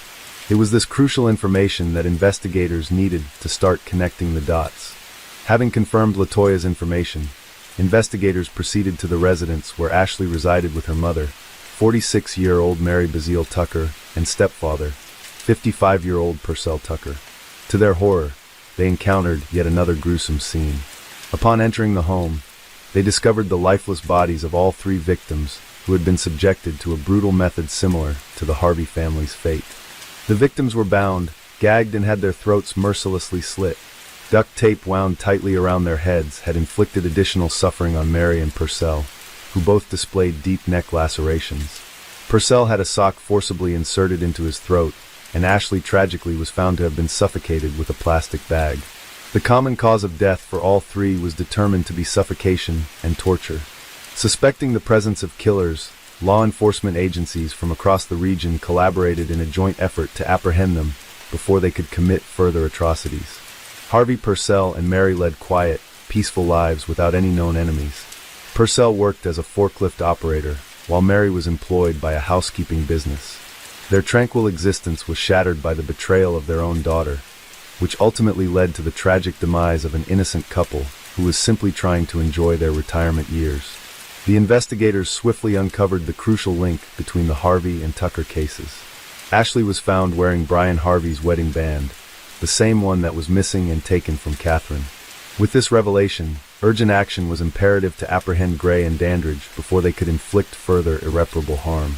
They traced their movements back to their home state of Pennsylvania, and Gray and Dandridge were captured in Philadelphia on January 7th. In questioning, Dandridge asserted that the murders had been conceived by his uncle, and he had merely followed instructions. Faced with these incriminating accusations, Gray readily admitted to the killings of the Harveys and his involvement in those of Ashley and her parents. While these straightforward confessions were enough to leave anyone astounded, it became apparent that this was just the beginning. Gray provided gruesome, intricate details of both family massacres, emphasizing that their actions were driven solely by the need for money. During the Harvey family murders, unbeknownst to everyone, Gray was under the influence of PCP, a drug known for inducing auditory and visual hallucinations, as well as violent behavior. Throughout his confession, Gray maintained a chilling, emotionless stare, and his utter indifference towards the lives he took led investigators to believe they were face to face with the devil incarnate. It was also revealed that Gray was responsible for the murder of his wife, Trevor Terrell Gray, whose body was uncovered in a shallow grave on Brookside Avenue in Washington, Pennsylvania. The couple had been married for 6 months prior to her tragic murder and resided together in a house owned by Trevor's family, along with Gray's nephew, Rai. According to Trevor's parents, the Grays frequently engaged in bitter arguments, and claw marks on Rai's forearm were even discovered on the day Trevor's body was found. Despite being interviewed by Washington police, neither Gray nor Dandridge were initially considered suspects. Trevor's mother, Manna Squires, alleged that law enforcement assumed Trevor had succumbed to a drug overdose, leading to a lackadaisical investigation into her death. Although Trevor's demise was deemed suspicious at the time, a homicide investigation was only initiated after Gray's confession in 2006. On December 31, 2005, a brutal assault unfolded where 26-year-old Ryan KY was attacked by 2 men in front of his parents' Arlington home, who were later identified as Gray and Dandridge. The assault left KY with severe beating and stab wounds to the chest, neck, and arms, resulting in a near-fatal assault that caused him to spend the following 2 weeks in a coma and permanently lose the use of his right arm. On February 9, 2006, Ricky Gray faced 5 charges of capital murder, while Ray Dandridge was indicted on 3 counts of murder for his involvement in the Baskerville Tucker killings. Despite their earlier admissions, both men pleaded not guilty.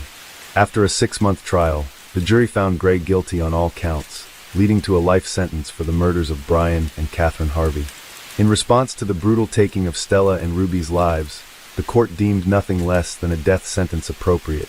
In September 2006, following his uncle's conviction, and after learning the verdict in his case, Dandridge opted for a plea deal to evade the death penalty. He received a life sentence without the possibility of parole. In December 2006, Ricky Gray faced charges from Chesterfield County for the murder of Cheryl Warner, a 37-year-old legal secretary and mother of 3. Warner was discovered shot and hanged by an electrical cord in the basement of her Burning Beaver residence. Gray entered a not guilty plea. However, on June 4, 2008, the charge was suspended due to conflicting evidence. Over the subsequent 9 years, Gray's legal team pursued numerous appeals, primarily arguing that their client suffered from diminished capacity due to an abusive childhood. The case reached the Supreme Court, where it was summarily rejected in 2016. In November 2016, Gray was scheduled to be executed on January 18, 2017. On January 18, 2017, with all of his appeals exhausted, Ricky Gray was executed by lethal injection at Greensville Correctional Center. Ray Dandridge remains incarcerated at Sussex State Prison. The brutal murders of the Harvey family unleashed an overwhelming wave of horror and sorrow, with over 1,400 individuals attending their memorial service, expressing their condolences and grief. Flowers and dolls piled up and formed a poignant tribute along the curb outside the red brick house. Children placed candles, which maintained their glow for weeks. A neighbor reflected on the community's collective mourning, stating that they kept those candles lit for weeks. Catherine's brother, Culp, testified about the profound impact of the murders, describing them as a lightning bolt to the heart that felt bottomless. He further expressed his pain in thinking about the Harvey family's last hours. In Richmond's Forest Hill Park, an entrance to a footbridge is adorned with a granite monument, a poignant dedication to the Harvey family. This family, who had previously enjoyed many joyful moments at the site, saw their lives abruptly and tragically cut short. A bronze plaque depicting their radiant smiles serves as a commemoration of happier days before the unfathomable evil infiltrated their lives, devastating everything in its wake. It is a sad and unfortunate tale, and our thoughts are with the victims whose lives were tragically cut short and the loved ones they left behind. Hello friends, welcome to our channel. Today we're going to take a look at another horrible case with you, the case of Jolene Cummings. The disappearance of 33-year-old Jolene Cummings shocked even seasoned detectives. Jolene, a mother of 3, lived in Fernandina Beach and was going through a divorce from her husband Jason. While Jolene and their children resided in a Fernandina Beach house, Jason moved to a neighboring city and had weekend visitations with the kids. Jolene worked as a hairdresser at Tangle's Hair Salon. On Saturday, May 12, 2018, Jolene worked until 5 p.m. The next day, Mother's Day, was also her 34th birthday. Her children had spent the previous days with their father. As agreed, Jolene was to meet Jason on Sunday in Hilliard at the Winn-Dixie supermarket parking lot to pick up the children. Jason brought the kids, but Jolene failed to appear. All attempts to reach her by phone were unsuccessful. Her mother and Johnson, who wanted to wish Jolene a happy birthday, couldn't contact her either, as all calls went straight to voicemail. After trying to reach Jolene to no avail, Jason contacted and to inquire about the children. Upon learning that Jolene hadn't picked up the kids, and grew concerned, as this behavior was unusual for her daughter. When and couldn't get in touch with Jolene on Monday, May 14th, she filed a missing person report with the police. The authorities promptly launched an investigation, releasing a poster with Jolene's photo and issuing an all-points bulletin for her 2006 Ford Expedition. And Johnson made a public plea for help in finding her daughter, urging anyone with information to come forward. Jolene's disappearance was devastating for Anne, and she begged anyone with knowledge to report it. On the same day, police and volunteers searched the forest near Jolene's home, but their efforts were unsuccessful. The salon where Jolene worked was closed on Sunday and Monday. The police discovered that Jolene was last seen on Saturday, May 12th, when she left work. According to the salon's owner, Jolene and Jennifer, another hairdresser, were scheduled to work together that day. In a phone call, Jennifer told her boss that she and Jolene closed the salon at 5 p.m. and each drove away in their own cars. The police determined that Jolene last used her phone to make an outgoing call while still at work on May 12th. Nassau County Sheriff Bill Leeper appealed to anyone who was a customer of Tangle's salon or in the area on May 12th to contact the police. Jolene's relatives and friends didn't think she was hiding on her own accord. The owner of the salon, where Jolene had worked for 6 years, shared their skepticism. It was hard for them to believe that she would abandon her children. The police were determined to uncover at least one lead, so they delved into Jolene's personal life. As spouses often become hostile during divorce and child custody disputes, they took a closer look at Jason. Meanwhile, detectives found that just 5 days before Jolene vanished, a neighbor had reported a loud argument to the police. It emerged that Jolene had been fighting with her ex-boyfriend, Jason G., and their children were witnesses to the altercation. He had asked Jolene if he could stay with her for a while, but she refused. Enraged, he began vandalizing everything in sight. The reason for her refusal was that the police were actively searching for Jason due to his parole violations. By the time the police arrived, Jason had managed to flee the scene. After Jolene disappeared, Jason G. became a person of interest in the police investigation. 2 days into the investigation, on May 15, 2018, the police found Jason G. hiding in Jolene's house, where he had been since the day Jolene's neighbor reported a loud quarrel to the police. He was arrested and taken to the police station for questioning. During the conversation, Jason G. claimed he was not involved in Jolene's disappearance.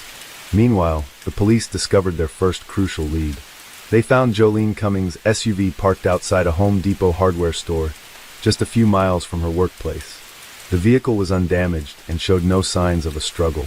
On May 15th, the police visited the salon where Jolene worked, as it was the first working day after a 2-day break. They arrived at 10 a.m. to speak with Jennifer Seibert, an employee who claimed to be the last person to see Jolene, and to have closed the salon with her before the weekend. However, Jennifer failed to show up for work, citing an urgent matter in another city. CCTV footage provided crucial clues about Jolene's disappearance. The footage revealed Jolene's car entering the parking lot of a hardware store, where the police later found it. Notably, Jennifer Seibert had stated that she and Jolene closed the salon at 5 p.m. on May 12th. But the CCTV footage showed Jolene's car arriving at the hardware store at 1:17 a.m. on May 13th, a time gap of 8 hours and 17 minutes. Jennifer visited a gas station across the street from her location. Surveillance footage from the station reveals that she entered the premises, purchased a bottle of water, and requested an employee to call a taxi for her, which later took her to her workplace, a salon. The gas station employee reported to the police that Jennifer appeared agitated and had fresh facial abrasions. As a result, Jennifer Seibert became the primary suspect in the investigation, and the police launched a search for her. Upon verifying the address she provided when applying for her job, the detectives discovered it was fictitious. Jennifer attempted to evade capture, but her efforts were unsuccessful. On May 16th, patrol officers spotted a black Kia Soul belonging to Jennifer, parked in a recreation area between two trucks, approximately 50 meters from her salon. Upon approaching the vehicle, the officers found Jennifer asleep inside. They arrested her and initially charged her with stealing Jolene Cummings' car. When the police took her to the station, detectives noticed the abrasions on her hands and face and asked her to explain how she got them. She said she had been bitten by bedbugs. The police found out that she didn't have a permanent place to live, mostly sleeping in her car and using a shower at a fitness center. After her arrest, the investigators made a surprising discovery. Jennifer Seibert wasn't her real name. Her real name was Kimberly Kessler, born in 1968, and she had been reported missing in Pennsylvania in 2012. The name Jennifer Marie Seibert belonged to a 13-year-old girl who died in a car accident in Germany in 1987 and was buried in Butler Cemetery, Pennsylvania. During a videotaped interview 48 hours later, Kimberly Kessler, seated on a couch and wearing an orange jumpsuit, calmly revealed her true identity. "When you run my fingerprints, they'll come up as Kimberly Lee Kessler. I'm 50 years old, and I've been on the run for over 25 years." The police investigation into the case revealed more about Kimberly Kessler's past. It emerged that she had begun using other people's names in 1996 while living in Pennsylvania. Since then, Kessler had used at least 18 aliases and lived in 33 cities across 14 states. Many of these names were similar, and she had taken at least half of them from gravestones and cemeteries, later obtaining fake documents to support these identities. One of the identities she used was Jennifer Seibert. In 2012, Connie Kessler, Kimberly's mother, contacted the police to report her daughter missing, despite not having heard from her since 2004. This delay in reporting her daughter's disappearance 8 years after losing contact suggests that the family relationships were strained. The Pennsylvania police investigated Kimberly Kessler's disappearance and determined that she was involuntarily missing, but the reasoning behind this conclusion is unclear. It is unknown whether a further investigation was conducted. Had the police found her, they likely would have discovered that she had assumed someone else's identity. Several questions remain unanswered. Why did Kessler flee, and why did she use multiple aliases? According to Connie Kessler, her daughter faced numerous challenges, including an abusive relationship with a man in 2004. Kimberly gave birth to a son, Evan, but when the relationship ended, the father took custody and prohibited Kimberly from seeing her child. The father later relocated to another state and falsely told Kimberly that their 1-year-old son had passed away. Kimberly sought to uncover the truth and locate the grave of her son. Frustrated by the lack of answers, she began searching for Evan and investigating his fate. Connie Kessler theorizes that her daughter used aliases to conceal her identity, fearing Evan's father. According to Tim Edwards, Evan's father, the circumstances were different. He claims to have had a relationship with Melissa McKernan between 1997 and 1999, resulting in the birth of their son Evan. Melissa allegedly used fake names to keep her family, including her mother, from finding her. After the couple separated, Melissa retained custody of Evan, denying Tim visitation rights. In 1999, when Evan was around 15 months old, social services intervened, taking Evan away from Melissa, who then fled the city, disappearing from Tim's life. Tim never informed Kimberly that Evan had passed away since he lost contact with Melissa after she left, and never heard from her again. Later, when Jolene vanished, Evan was 20 years old, and had never seen a picture of his biological mother, until FBI agents visited their home in 2018 to gather information about Kimberly Kessler's past. However, there are inconsistencies in these stories. According to Tim Edwards' birth certificate, Evan was born in 1998, but in her interview, Connie Kessler claimed Kimberly gave birth to Evan in 2004. This discrepancy suggests that Connie Kessler was not well informed about her daughter's life, and her statement about Tim hiding Evan from his mother may not be reliable. As a result, Connie's theory that her daughter used the identities of deceased individuals to find her son and avoid detection by his father is questionable. Moreover, Kimberly was unable to provide coherent reasons to the detectives about why she needed to use multiple names. Now, let's revisit the Jolene Cummings case. After uncovering the fact that Kimberly Kessler had been living under assumed identities, the police brought forgery charges against her. A storage unit rented by Kessler was searched, yielding several significant finds, including 4 wigs, a bag containing 2 severed hair tails and 3 mobile phones. However, the most critical piece of evidence was the discovery of Jolene Cummings' DNA on Kessler's sock and shoe. Furthermore, during a search of Kessler's vehicle, the police found scissors with Jolene's DNA on them. Notably, the blue plastic containers found at the scene will prove to be important later on. The phone seized from Kessler revealed a disturbing search history. It suggested that what happened to Jolene Cummings was not an accident, but rather something Kessler had been preparing for. On April 30th, 2018, at 3:36 a.m., Kessler searched for information on a man who was charged with murder after his co-worker's remains were found in his yard. This was followed by a search on May 8th at 1:37 a.m. for cases where a co-worker was found guilty of murder, but the body was never found. Later that day, at 7:13 a.m., Kessler searched for advice on injecting and how to use a tourniquet. She also looked up a list of female murderers by country on a website called Murderpedia, as well as a list of female murderers in Florida. Finally, she searched for information on autopsy and post-mortem changes at 6:33 p.m. The owner of the hair salon where Jolene worked reported that the plant in the pot inside the salon had been replaced. This draws attention to Kessler's search queries on May 13th, the day Jolene failed to pick up her kids. At 12:05 p.m., Kessler searched for indoor palm and then variation palm tree. A minute later, at 12:06 p.m., the police examined CCTV footage from a hypermarket selling household goods, located a few hundred yards from the Tangles hair salon. The footage showed Kessler arriving at the hypermarket on May 14th at 2:39 p.m. and leaving the store half an hour later with a plant, which would later end up at the hair salon on May 15th at 6:13 p.m. 2 days later, on May 16th at 6:27 p.m., Kessler searched online for Jolene Cummings' I Have Vanished and No Body, No Crime. Forensic experts used luminol and ultraviolet light to investigate the hair salon, and their findings suggested that a serious crime had taken place there. The entire room glowed under the ultraviolet light, indicating the presence of blood or other bodily fluids. On May 22nd, the sheriff held a press conference during which he announced, "We have gathered sufficient evidence, although some of it will remain undisclosed for the time being to protect the ongoing investigation. Sadly, our evidence leads us to conclude that Jolene Cummings has likely died." The investigators learned that, about a week before her disappearance, Jolene shared her suspicions with a colleague at the Tangle salon. She thought their new hairdresser, Jennifer, was hiding something and wasn't being genuine. According to some salon clients, the relationship between Jolene and Jennifer was strained. One client even witnessed a heated argument between the two women on May 9th, just 3 days before Jolene vanished. The Tangle hair salon closed its doors on June 5, 2018. Despite Kessler's attorneys managing to keep some evidence under wraps, the police released information sheds light on what happened to Jolene Cummings.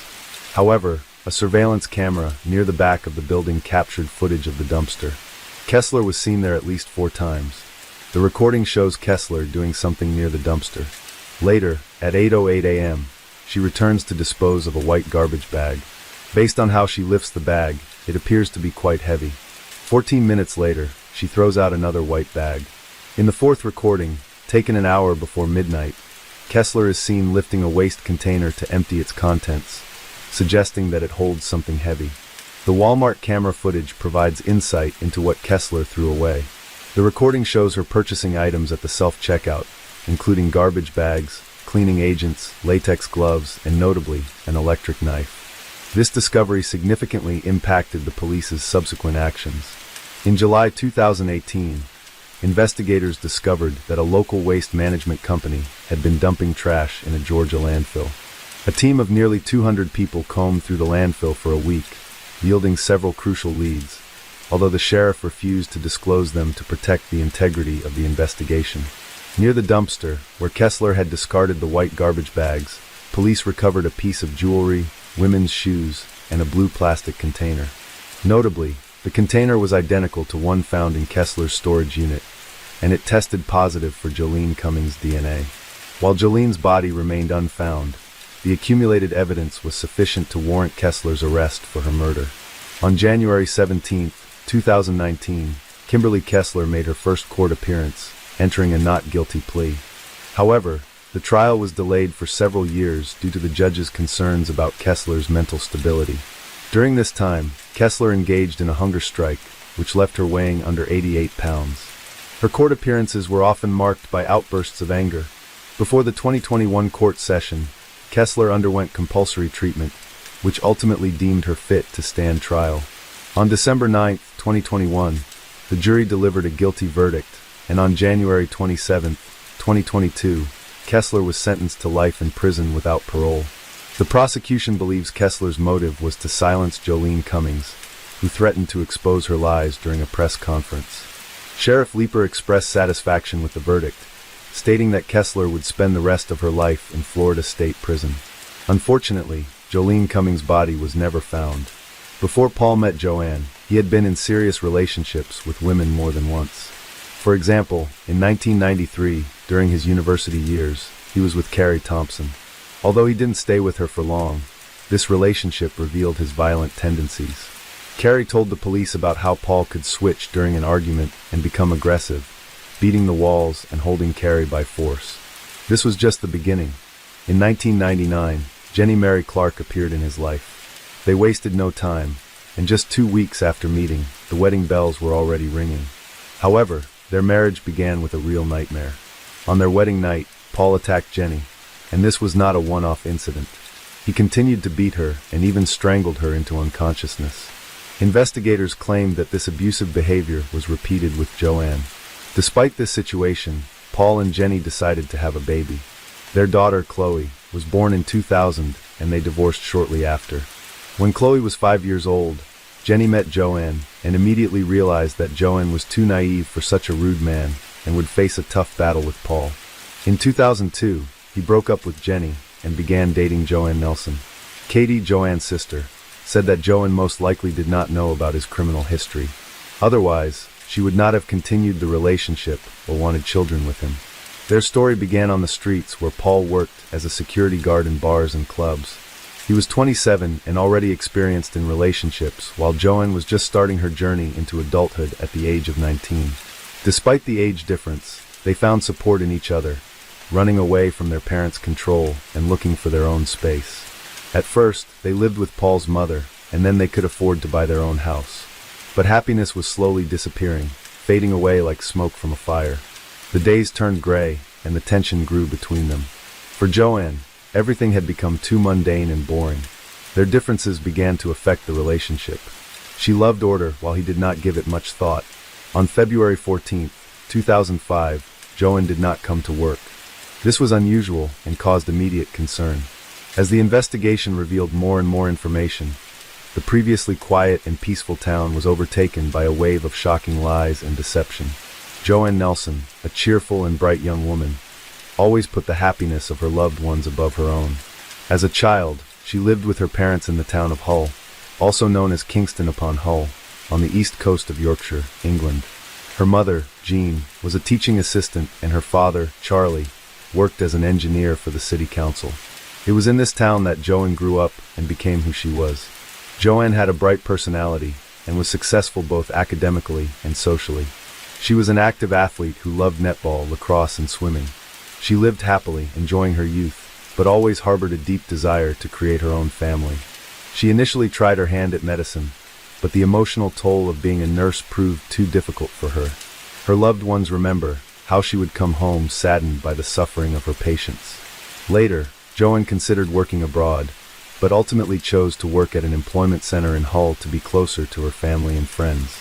She found fulfillment in making people's lives better by helping them find jobs and improve their skills. Joanne's dedication and kindness left a lasting impact on those around her, making her absence even more profound and alarming when she did not show up for work that fateful February day. On Valentine's Day 2005, Joanne Nelson vanished without a trace, turning a day meant for love into a day of horror and mystery. Her disappearance was a nightmare for her parents. When her boyfriend reported her missing to the police, a sense of foreboding filled the air. That night turned dark and ominous, leaving Joanne's family and friends enveloped in fear and uncertainty. Instead of enjoying the evening with his beloved, Paul found himself speaking with the police. He claimed that the last time he saw Joanne was when she was asleep, and upon his return from work, she was gone. It was as if she had vanished into thin air, leaving only shadows of fear and hope behind. At 22 years old, Joanne's sudden disappearance caused great distress among her loved ones. The situation became even more perplexing when she missed significant events, such as her best friend's father's funeral and her sister Katie's 19th birthday.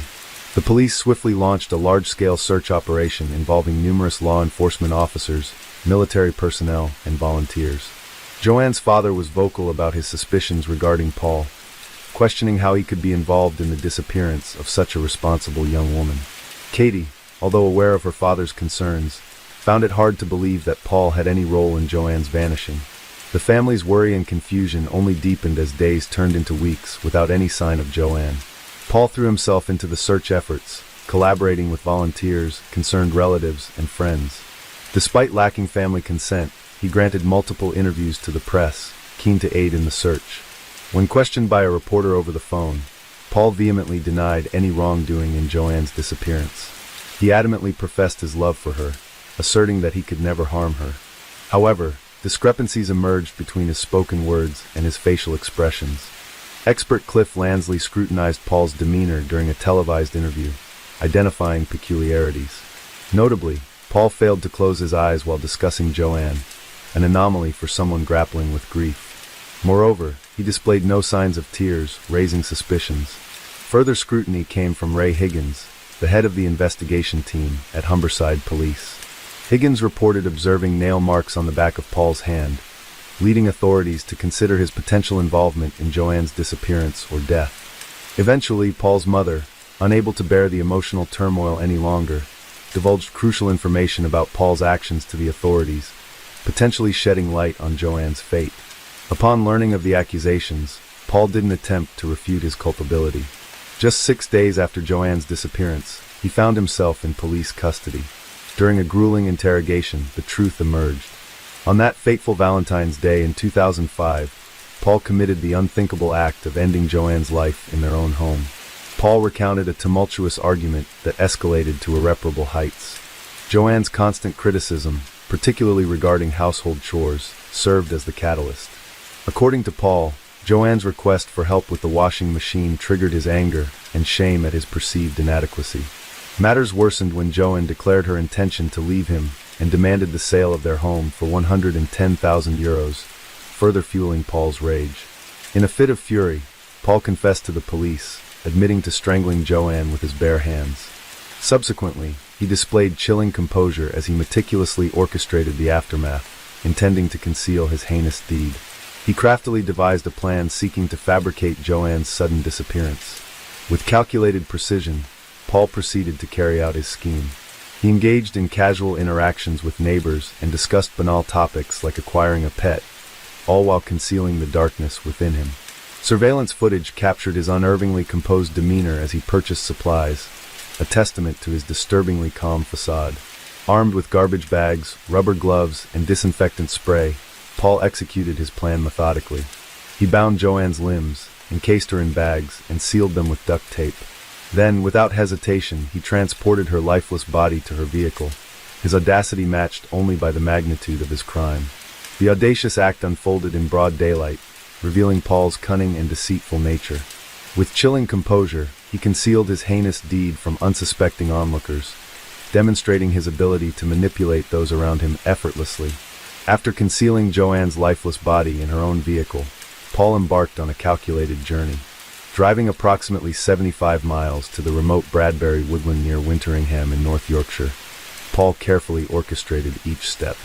With meticulous precision, he carried Joanne's body through the dense forest, seeking a secluded burial site among the towering pines. Utilizing twigs to obscure the makeshift grave, Paul buried what he perceived as the love of his life. Returning to the victim's car, Paul resumed his facade of normalcy, showing no remorse or acknowledgement of his monstrous actions. He even fabricated a fake phone conversation with Joanne to divert suspicion, further highlighting his cold-blooded demeanor. Despite his attempts to deceive, Paul's consistent actions betrayed an alarming level of planning and premeditation. In the subsequent investigation, Paul's memory conveniently faltered regarding the exact location of Joanne's burial site. Detectives, led by the tenacious Ray Higgins, embarked on a painstaking 6-week search across 3 counties. Finally, on March 24th, after 39 days of agonizing uncertainty, the grim truth came to light. In a solemn operation led by Detective Phil Gadd, Joanne's remains were discovered in Bransby near York. Trembling with nerves, the search party followed Paul's descriptions until they stumbled upon the telltale signs, a garbage bag concealed beneath branches. Within it lay the heartbreaking evidence, Joanne's body wrapped in plastic, a tragic confirmation of the family's worst fears. March 24th marked the end of a harrowing ordeal for Joanne's family, bringing closure to their anguished search while cementing the grim reality they had dreaded all along. Paul's facade of strength hid a dark history of sexual violence against women, a chilling truth kept hidden from Joanne's family and the public until the trial. During his time working as a security guard at the club, he ominously referred to himself as a psychopath, sending shivers down the spines of those who knew him. Witnesses familiar with Paul from the gym recounted instances where he instigated fights in clubs and bars, painting a disturbing picture of his character. As the trial unfolded, more unsettling details emerged. It was revealed that Paul had been experimenting with steroids in a misguided attempt to sculpt his physique into that of a bodybuilder. His friends disclosed that he had battled alcoholism in the past, and his violent outbursts were likely exacerbated by his steroid use.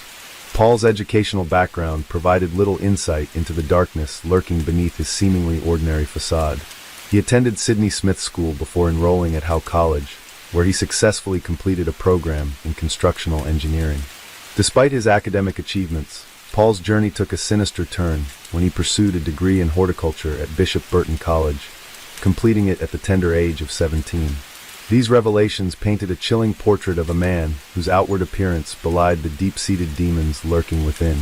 Paul's transformation from a seemingly ordinary student to a perpetrator of unspeakable violence left Joanne's family and the community reeling, grappling with the horrifying reality of the darkness that dwelled within him.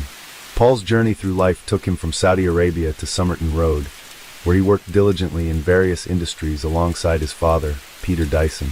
Together, they navigated the maintenance industry, honed their gardening skills, and delved into the intricacies of machining.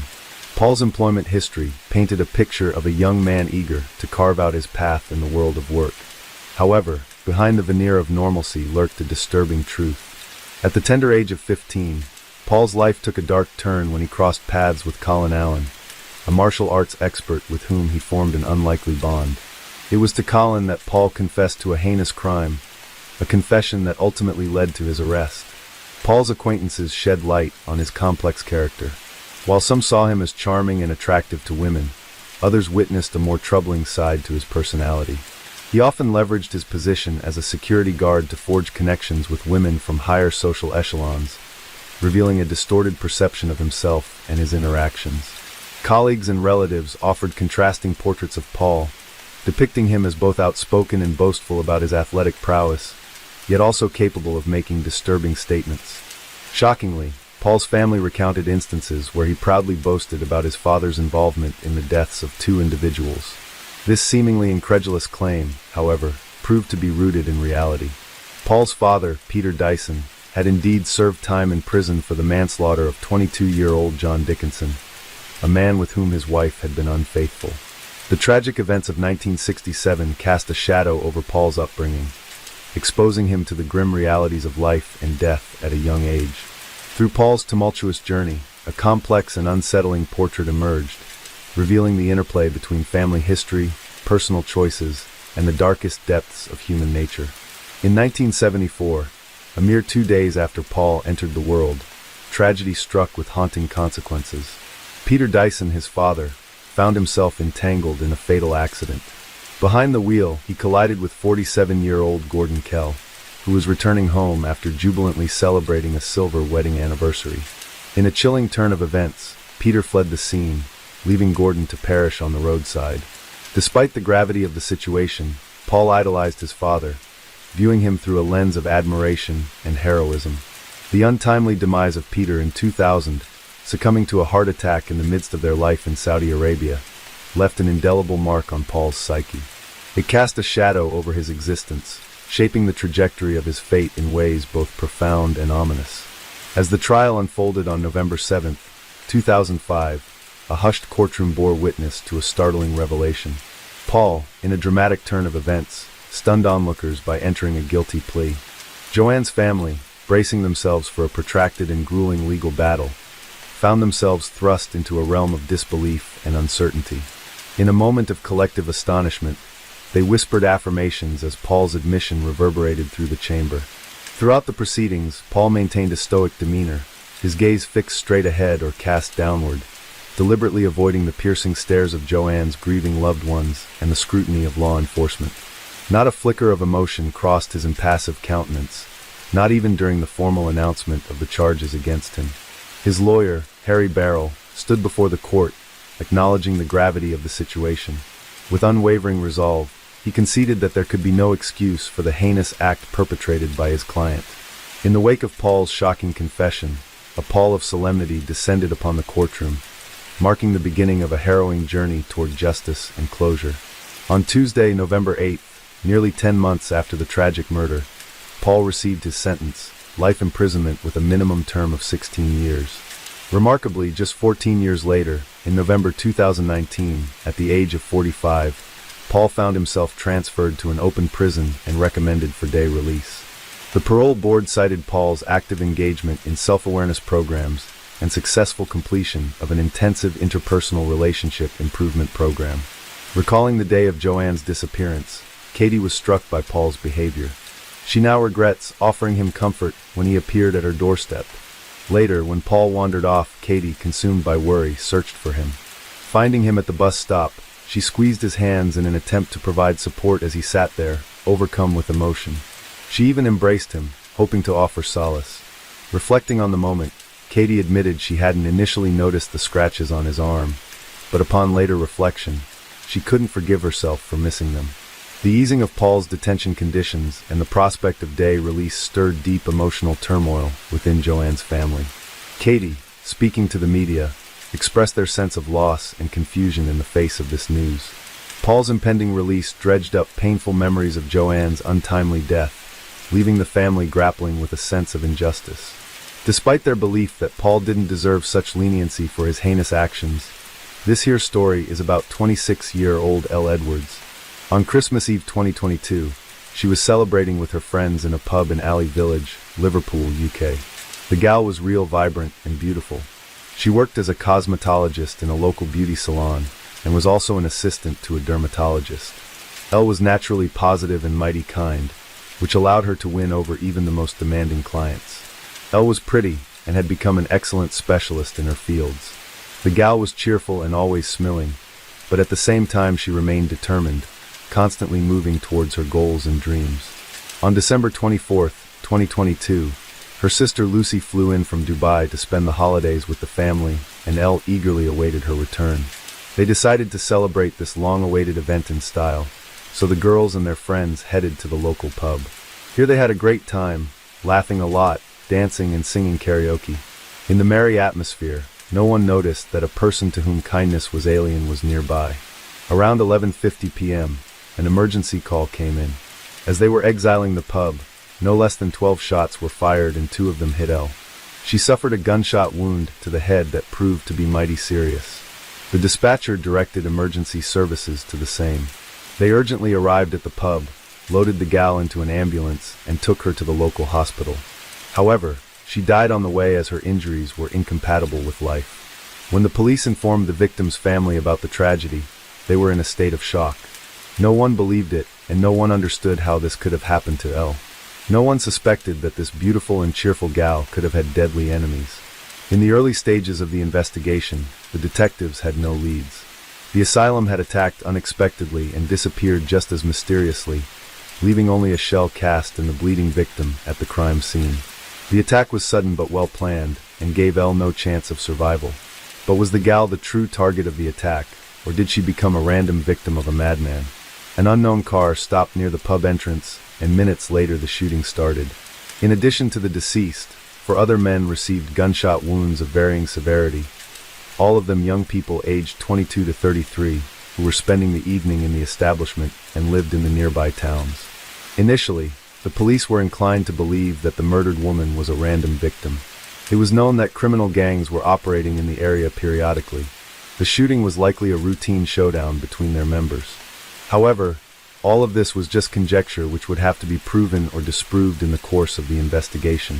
So the detectives delved deeper into the victim's personality, like the witnesses to the crime. The victim's relatives were at a loss as to who could have wanted Elle's death, as the girl seemed to have no ill wishes or enemies capable of such horrors. The detectives decided to interview other witnesses and the victims of the unknown criminal's gunfire. In addition, law enforcement officers requested the pub owner's video surveillance recordings. It would be necessary to talk to dozens of people and analyze several hours of video recordings. Several police officers were working on the extensive investigation. It was necessary to answer several difficult questions. There were too many victims of the attack, but was this spontaneous aggression? Or did the perpetrator pursue a specific target? All witnesses to the incident were interrogated. However, checking mobile communications data took more time. The media were notified to assist in the investigation. Law enforcement officers urged anyone with valuable information to come to the police station. First and foremost, this concerned possible video recordings made by random eyewitnesses, on any of which the car in which the aggressor arrived might appear. After the crime, the police held a meeting with local residents. The purpose of this communication was to persuade people possessing valuable information to share it with law enforcement officers. It was assumed that someone might have seen the moment of the attack or know the criminal. People were urged not to be afraid of the criminals and the local feuding clans. Community leaders supported local residents during this difficult time. In addition to the conversations, activists went door to door and communicated with the neighbors. Special trained officers worked with the family of the deceased, their goal being to provide them with support in connection with the heavy loss. In the course of this work, it was established that the perpetrator had left the pub parking lot in a dark-colored car. Eyewitness accounts regarding it may differ. It was dark and it was difficult to make out anything, but the most likely was a dark Mercedes E-Class. Later, this was confirmed after checking the outdoor surveillance cameras. The killer did not immediately open fire, but drive up to the parking lot and observe the pub visitors for some time. He sat in the car so that he could freely see the entrance and most of what was happening inside. Apparently, he was choosing the most convenient moment for the attack. After a few minutes of surveillance, when Elle came out, the criminal quickly got out of the car, fired 12 shots, then instantly got back behind the wheel and disappeared. Investigators, after studying the recordings, made an important conclusion. The attacker was alone. No one helped him. It was not possible to trace the exact location where the perpetrator fled. Therefore, the detectives went door to door to all local residents, describing the car and recounting the circumstances of the incident, trying to establish the identity of the killer. Patrolling the streets was carried out around the clock, and this yielded results. Just 2 days after the shooting, detectives detained 2 suspects, but no names were mentioned until all the circumstances were clarified. However, it was not possible to prove their involvement in the crime, in particular because the murder weapon was not found. After that, the detectives made a statement to the public, saying that they would not rest until the unknown shooter was punished. All this was intended to calm the local residents, who were outraged by the rampant crime and the powerlessness of the authorities. It was also assumed that the attack had been provoked by a feud between local gangs. In this case, Elle would be considered a random victim. However, all this was also just an assumption that remained to be verified. In the course of the investigation, it was possible to establish that the potential targets could have been Jake Dudley and Kiram Seld, members of the local Beechwood gang, who were spending the evening in the pub. It became known that they had been in long-term, fierce conflict with another group claiming this territory. On December 29th, the police arrested another person, but he was not the one who opened fire. The suspect had a solid alibi that excluded him from the list of suspects. However, the detective suspected that he had participated in the setup for the attack. Around the same time, the dark Mercedes car in which the killer had left the pub parking lot was identified, but due to the lack of direct evidence, the name of the third suspect was also not disclosed. There were some difficulties with the found car. The car was traced through video surveillance systems and identified thanks to the cameras, but law enforcement officers were too late. On December 31st, the police department received the report that the fire had started near the scene of the shooting. When the special services arrived at the scene, they found a dark Mercedes similar to the perpetrator's vehicle, which was engulfed in flames. The vehicle was completely burned out. Valuable evidence was lost in the flames.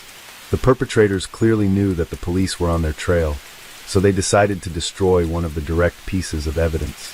Despite the fact that the fire did not completely destroy the car, it was confirmed that it had been used during the shooting. However, the Mercedes did not belong to the perpetrators, but had been stolen shortly before the attack. Presumably, the arson was committed intentionally to complicate the investigation after the murder of competitors. On January 11th, two more suspects, a 22-year-old man and a 23-year-old woman, were delivered to the police department. They were arrested in Central Wales. The man's name was Connor Chapman. He was well known to the police. He had an extensive criminal record that he had accumulated over the past 5 years before the murder of Elad Wardsa. Connor had started with daring law breakings and gradually sank deeper into the abyss of crime. One of his first serious crimes was a car theft under aggravating circumstances. He had repeatedly become a suspect in robberies, hooliganism, and threatening behavior. Once the young man was involved in a chase with the police, after which he abandoned the car and hid in the bushes nearby. When they detained him, the criminal said that he did not understand what chase they were talking about and that he was here just waiting for a friend. In this case, he became the real star. The detainee's data ended up in newspaper headlines. Connor Chapman was from Birkenhead, Liverpool. His parents had left him at an early age, so his grandparents had formalized guardianship. It was in a house that the hero of the story moved. The teenager dropped out of high school shortly before the exams. In general, he studied poorly and no special hoax were pinned on him. He was always considered a problem child. The young hooligan first became a defendant in a court case in 2014 when he was 14 years old. Connor was accused of shoplifting. As early as 2016, he committed another crime. His involvement in the theft of a car was proven when the young man was detained in a stolen vehicle. He did not have a driver's license or insurance, which was a violation of the terms of his suspended sentence. In 2017, car theft was added to the storage of prohibited substances. During this period, he was also under police supervision, so he had again violated the restraining order. As a result, he was banned from accessing several parts of the city. Connor was not allowed to appear in public places, as he clearly posed a threat to society.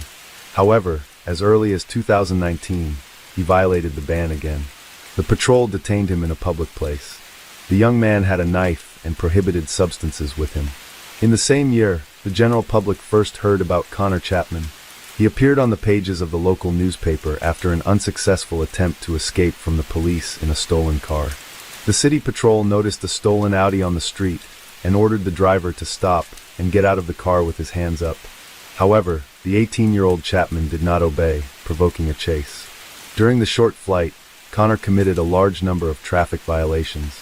In particular, he accelerated to more than 80 kilometers per hour in areas with a 30 kilometers limit. Connor repeatedly drove into oncoming traffic and in the end crashed into the curb. At speed, the car was thrown aside and turned around. The driver could not continue the orgy, so he got out of the car and ran away. However, even here he was unlucky, as the patrol caught up with him in the bushes just a few hundred meters away. In his defense, the young man said that he was waiting here for a friend, but the deception was obvious. The lawyer of Connor explained in court that his client had fallen under the influence of a bad company of Alder Freys. The court left him unpunished and the need to release the budding criminal. He was found to have attention deficit disorder and a number of other disorders identified by private specialists during the trial. Despite this, due to numerous violations and potentially dangerous behavior on the road, he was sentenced to a term of up to 8 months in prison for 2 months. The young man also received a ban on driving a car, which was in effect after his release. Thus, the budding criminal had achieved 14 convictions for 30 criminal episodes by the time he reached adulthood. It was obvious that he had no intention of changing and categorically refused to fit into society. Everyone understood that he was potentially dangerous, but legal grounds for isolating him from society had not been found. This was due to the fact that so far no person had been seriously injured by his inadequate behavior. The public was outraged by the powerlessness of the authorities. Everything was shaping up so that the criminal elements could do nothing until they kill or maim innocent people. And that's how it turned out. In January 2020, the court again sentenced Connor Chapman, this time to 10 months in prison. He was again caught in a public place with a cold weapon and substances in his pocket, a whole bouquet of prohibitive lists. During this period, the police openly appeared on TV channels, urging the public to beware of this young man. After serving his sentence protected months, he again got involved in crime, and was wanted for at least 5 criminal episodes. When he was caught, the young criminal said that he had spent more time behind bars than free, and he did not seem upset about this, but rather proud of his achievements. However, Connor had no intention of stopping there. By the age of 20, his service record had expanded again. By this point, he had received 19 sentences for 43 crimes. But in the summer of 2022, the inadequate young man found himself free again. This happened just 6 months before the death of L. Edwardser. During this period, Connor was again brought before the court. His lawyer tried to play on pity, telling the story that the first child of the young man was born while he was in prison. At this point, his girlfriend was pregnant with a girl. The young man claimed that he had rethought his life and wanted to get on the path of correction. Of course, these were loud, false words. The only thing he wanted was to get free and return to the path of crime. During this period, the police already knew that he was a member of one of the local criminal gangs engaged in the sale of prohibited substances. However, the criminal was tried not for these serious crimes, but for burglary and theft of 2 electric motorcycles. On December 24, 322, a skirmish broke out between 2 rival criminal gangs. They began to argue over the division of the territory near the wooden church in Beechwood Estates. They failed to reach an agreement, after which the young gangster decided to take revenge. He armed himself with a submachine gun and waited for about 3 hours until he tracked down his targets. He wanted to kill Karen Seld and Jake Duffy, who had gone to the Moyac pub for rest. Shortly before midnight, the criminal drove up to the parking lot and began to observe. He identified his victims and waited for the right moment to attack, then ran out of the car and fired 12 bullets into the building. He managed to seriously injure Duffy, but despite the threat to his life, he survived the attack. However, the unlucky Elle Edwardsu was not so fortunate. 2 bullets hit her in the head. The young beauty fought for her life, but died in the arms of the medics on the way to the hospital. The girl accidentally met the killer's targets that evening, and did not even suspect that the festive revelry could end so tragically. The pub was crowded, then 1 person was killed and 4 were wounded. One 22-year-old man was shot in the leg, a 24-year-old young man was wounded in the arm, and a 33-year-old man in the wrist. None of these injuries were life-threatening. Elle's friends tried to provide her with assistance and perform artificial respiration right on the spot. However, this was not enough to save her life. Elle's sister Lucy was much luckier. She lived in Dubai and flew home to celebrate Christmas with her family. Just minutes before the attack, she had left the establishment, so she was not affected at all. Later, Lucy recalled how she had wanted to take her sister with her, but the girl wanted to stay with her friends.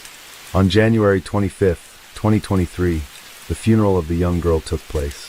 Hundreds of concerned people came to say goodbye to the random victim of gang showdowns. The body was brought to the local church in a hearse drawn by 4 white horses. Even the pub that had become the site of the girl's last celebration was closed that day as a mark of respect for her memory. The owner of the establishment published a message of support for Elle's family on his official social media page. Connor Chapman was charged with a whole list of charges, the main one of which was murder. It became known that the Perth Dakota had an accomplice, namely the 20-year-old Thomas. After the arrest and during the searches, a video recording was found on this young man, which had been made shortly before the attack. In it, Connor is handing over a weapon and saying that he is going to settle accounts with someone. After the attack, they together hid the stolen Mercedes in order to get rid of it later. The murder weapon was never found. However, the killer's DNA traces were found on one of the shell casings fired. It was obvious that it was Connor who loaded the weapon before the attack. In addition, red gloves were found during searches in his house, which were clearly visible in the CCTV footage from morning. After the crime, when the perpetrators had abandoned the car, they ordered a taxi under a false name. They used the driver's services to cover their tracks and confuse the investigation. Around 5 a.m., they returned to the place where the hidden car was located. Here, the criminals tried to cover their tracks. However, something went wrong. Ultimately, they decided to get rid of the car by setting it on fire. Thomas Nord was found guilty on all charges brought against him.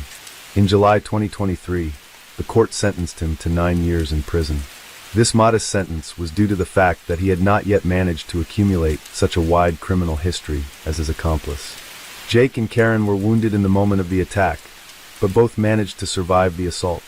A look at their lifestyle made the aggression of one of the members of the rival gangs quite understandable. Both were members of the local Beechwood gang, which was openly in conflict with another group claiming this territory. It became known that on December 23, 2023, just a day before the attack with firearms, they had already been attacked. On that occasion, another person from Connor Chapman's group had assaulted them. Both were beaten, but did not receive serious injuries. Apparently, they considered this a random fight and calmly went to relax in the pub. While the shooter awaited his sentence in the case of the murder of the innocent victim, both targets of his attack were already in prison. Karen was sentenced to 27 months in prison for an attack on members of the rival criminal group. Another 9 months were added to the sentence for the fight. His friend was sentenced to 2 years and 9 months for a similar offense. Obviously, they were trying to avenge the attempted murder. Prohibitive court orders were also issued against both of them, with a whole list of restrictions. Of course, this method did not allow protecting citizens from this gang of criminals. However, in case of further violations, more severe punishment could be applied to them due to ignoring the prescriptions. The public was outraged that potentially dangerous members of criminal gangs were getting away with minimum sentences after each crime. The bans were clearly ineffective and did not contribute absolutely anything to public safety. This became especially obvious when it was found that John Chapman already had a ban on visiting the region where the pub was located.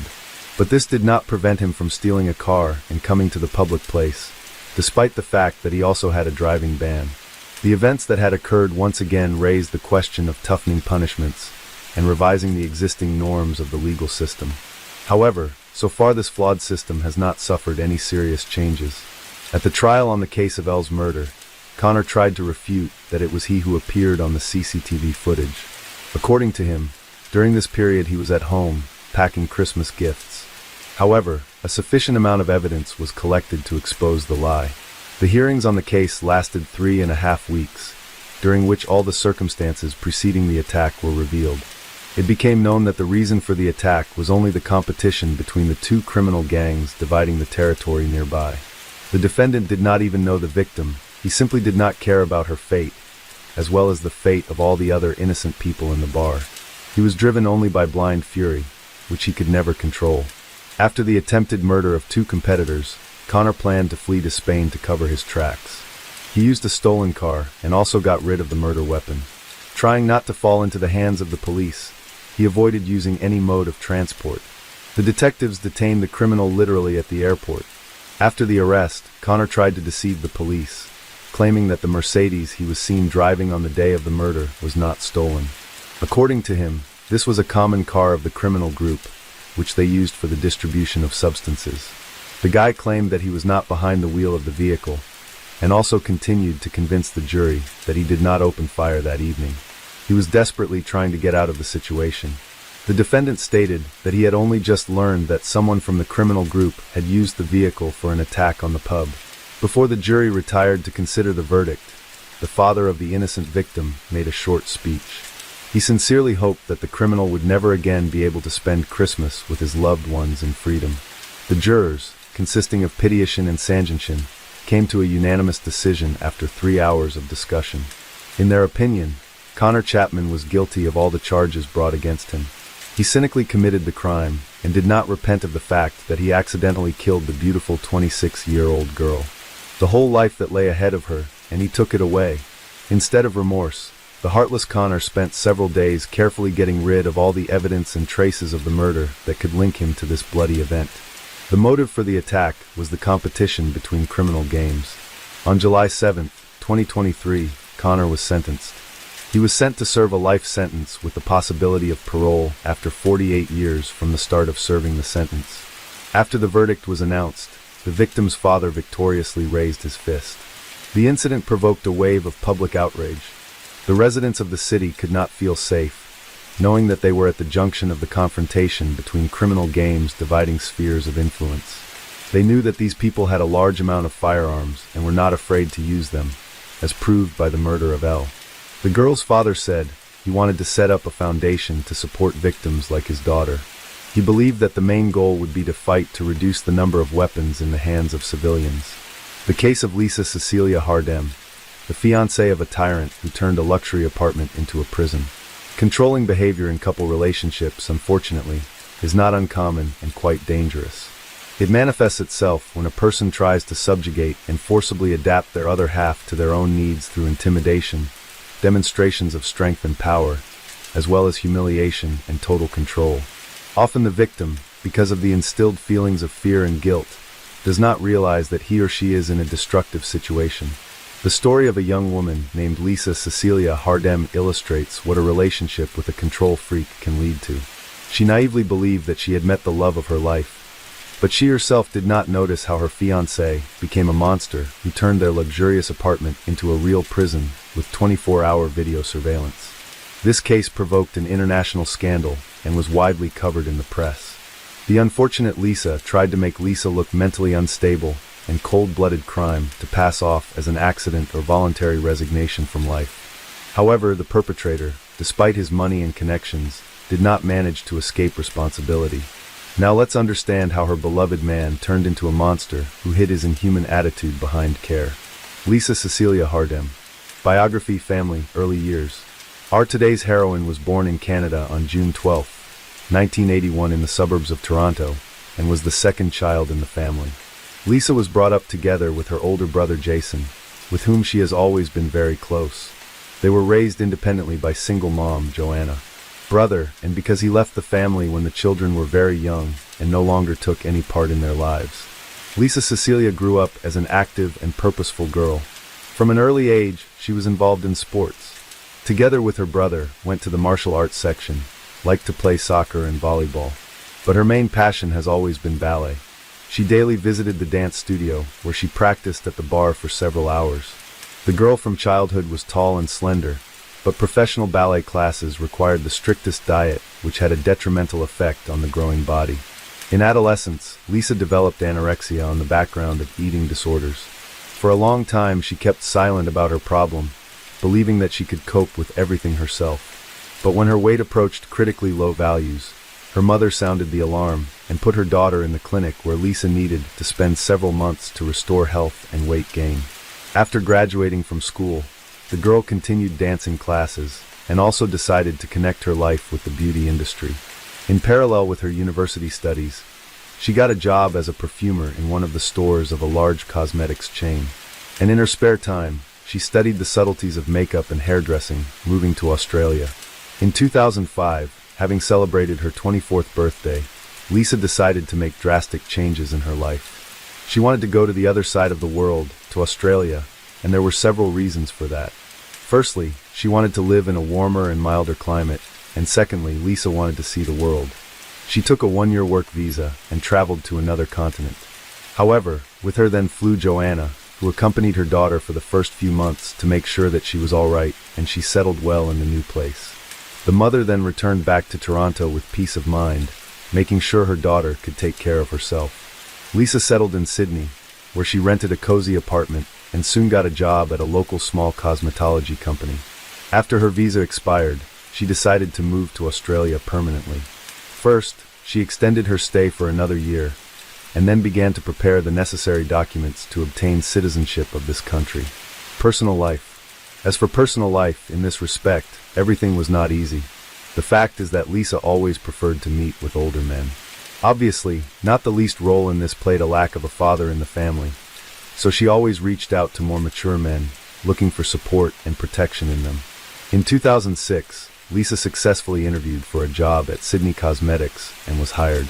She soon began a romantic relationship with a coworker who was almost twice her age. A few months later, they decided to start living together, and Lisa moved into the apartment of her lover. And after a couple more months, the girl introduced her boyfriend to her mom and brother, and they approved her choice. The couple traveled a lot around the world, rested in the Seychelles and Paris, and also visited the famous carnival in Rio de Janeiro. The man even made Lisa a marriage proposal, which she gladly accepted. But about a year after the engagement, the lovers broke up. Lisa did not go into detail about the reasons for this decision, but hinted that too great a difference in age, however, played in this not the least role. In 2010, Lisa graduated from the Sydney College of Stylists and got a job as a hairdresser in a popular beauty salon, where she quickly won the respect of colleagues and the trust of customers. At the same time, a new boyfriend appeared in her life. But their romance did not last long because Lisa found out that he was married. Destroy someone else's family she was not going to, so she quickly broke off the relationship. But shortly before that, at one of the parties, this guy introduced her friend, a businessman named Simon Gitney. This acquaintance turned out to be fatal for Lisa. Who is Simon Gitney? Simon was born in Maryland in December 1973 in a very religious, large family of immigrants from Lebanon. He had 5 other siblings, whom his parents raised in strictness and obedience. However, Simon from a young age had problems with controlling emotions and outbursts of anger, and he was also possessive, did not tolerate rejection, and often gave the will of his fists. All this eventually led to serious problems with the law. The first time Gitney was behind bars was at the age of 18, when he came to his ex-girlfriend in the store where she worked and began to openly molest her. The store owner interceded for the girl and threw the impudent man out the door, but Simon returned with friends who grabbed the store owner and held him, while Simon beat him severely. That time the guy only served a few months and was released on bail for good behavior afterwards. But 3 years later, he was arrested again, this time on theft charges. However, Simon resisted violently, threw himself into a fight, and bit off one of the policeman's earlobe. He was threatened with a serious prison sentence for this prank, but the pastor of the Lebanese Christian church, of which his entire family was members, interceded. As a result, the young man spent only a year and a half in prison. In 2000, Simon again came to the attention of the police, and this time he was arrested for possession and distribution of illegal substances. But the sentence was again extremely lenient, and he served 2 years out of the 4 assigned to him. On release, Gadamai, as it seemed to everyone, took the path of correction. He moved to Sydney, where with a few friends founded a fairly successful business for the production and sale of luxury women's shoes. This business brought a stable high income, so Simon quickly became rich, acquired luxury real estate in a prestigious neighborhood, a premium class car, and carefully tried to hide from everyone his rich criminal past, from his roommates to his lovers. At that party, Simon and Lisa exchanged phone numbers, and soon he called her himself. Their relaxed communication somehow imperceptibly grew into a buddy relationship, and when in January 2010, Lisa complained that she was unhappy with her current living conditions and would like to rent an apartment in another neighborhood, Itani kindly offered her to live for free in one of the rooms of his luxurious apartment while she was looking for a suitable place to rent. Lisa accepted the offer, although her mother was somewhat alarmed by this turn of events. But Lisa convinced Joanna that it was a temporary measure, and that she and Simon are just friends. By the way, she herself at that time thought that the man who so carefully monitors his appearance and adores his piercings preferred to build relationships with guys. But this opinion turned out to be wrong. For the first couple of months, Itani really kept his distance. The young people lived in separate rooms, and there was not even a hint of intimacy or romance between them. But gradually they got closer, the so-called spark, and started a romance, which quickly gained momentum. At the time of the beginning of their relationship, Simon was 37 years old and Lisa 28. Simon seemed to her a beautiful prince from a fairy tale. He was sociable, cheerful, spoiled his beloved with gifts, and arranged her pleasant surprises. The couple began to appear everywhere together. In particular, they went together to an elite sports club, which Simon attended regularly for many years. Lisa was sure that finally met her true love, and will live a long happy life with the chosen one. She raved about him to her mother, brother, and friends, and had no idea that this fairy tale would soon end. An affectionate tyrant, just 6 months after the beginning of the relationship, Simon's behavior began to change, but it happened in stages, and in such a way that Lisa did not notice anything, thinking that the lover does everything for her own good. He gradually distanced Lisa from friends and family, erased all her personal boundaries, tried to change her views, tastes, and behavior, adjusting them to his needs. In June 2010, shortly after Lisa celebrated her 29th birthday, Simon began to persistently persuade her to quit her job, claiming that she was not valued there, and she could find a better paid position. But Lisa loved working at the beauty salon, where she had many regular clients and was happy with her income, so she didn't understand why she should quit her job and refused to do so. Simon was not satisfied with the refusal, and in August of the same year, he showed up at Lisa's salon, having thrown a loud scandal which actually forced her to write a letter of resignation. Lisa Hardem was shocked by his behavior, but Jitani assured that it would be better, and in general, she can no longer work, because his income will allow them both to live comfortably, nothing to deny themselves. A month and a half later, the couple moved into a new luxury apartment located on the 15th floor of an elite residential complex. As it later turned out, the room was literally stuffed with hidden surveillance cameras, of which Lisa, of course, did not even guess. Simon gave his beloved and expensive smartphone and laptop, pre-installed on them spyware that allowed him to track all her messages, emails, as well as listen to calls and see all of Lisa's movements. In addition, Simon gained access to her social media accounts and began to discreetly clean lists of friends, delete posts and photos at his discretion, as well as read personal correspondence. Total control. Jitani's control over Lisa increased day by day, but as an experienced manipulator, he made it look as if his girlfriend wanted to do as he told her. Jitani had invaded literally every aspect of her life, leaving no hint of privacy. He forbade Lisa to use cosmetics, claiming that she does too bright makeup, which makes her look vulgar. He also bought her clothes and unsightly clothes in gray and black colors, and all her outfits simply threw away, arguing that they were too revealing and men would stare at her. From the apartment, Lisa went out only accompanied by her lover. They visited together only those places that he himself chose. Simon even forbade her to visit the gym. Instead, he bought several expensive exercise machines, saying that now she could train at home. Lisa's social media friend lists were dwindling by the day, and eventually Jitani convinced her to delete the accounts. Lisa also had no friends left in real life, and all her contacts and calls were closely monitored. Simon only allowed her to communicate with her mother and brother. Last trip home. In December 2010, Lisa decided to fly to Canada to celebrate Christmas with her family. Simon was going to fly with her, but at the last moment his plans were disrupted because of urgent business matters. He didn't plan to let his friend go alone, but she literally begged him because she hadn't seen her mom and brother for over a year. In the end, he agreed, but set strict conditions and rules, which she had to strictly follow. Jason and Joanna were shocked at the changes that had happened to Lisa over the past year. She was nothing like the bright and cheerful beauty she had been before. She had literally become her own shadow. There was not a drop of makeup on her face. Her luxurious hair was pulled into a ponytail and hidden under a headdress. Her clothes were baggy, unattractive, and completely black. But it wasn't even the outward changes that were the most frightening. Lisa flinched every time the phone rang and instantly grabbed the receiver. It was one of Simon's conditions. She had to answer immediately, at any time of day, no matter what she was doing at that moment. Lisa stayed at her mother's house all the time, refused to see her friends, and hardly ever went out. Joanna was alarmed and frightened by this behavior of her daughter, and she decided to have a heart-to-heart talk with her. Then Lisa burst into tears and admitted that Simon always knows where she is, with whom she communicates, and what she talks about on the phone. Lisa also revealed that Simon doesn't allow her to work, see her friends, go to the gym, or have any hobbies. In fact, she had no friends left at all. Her mother was shocked.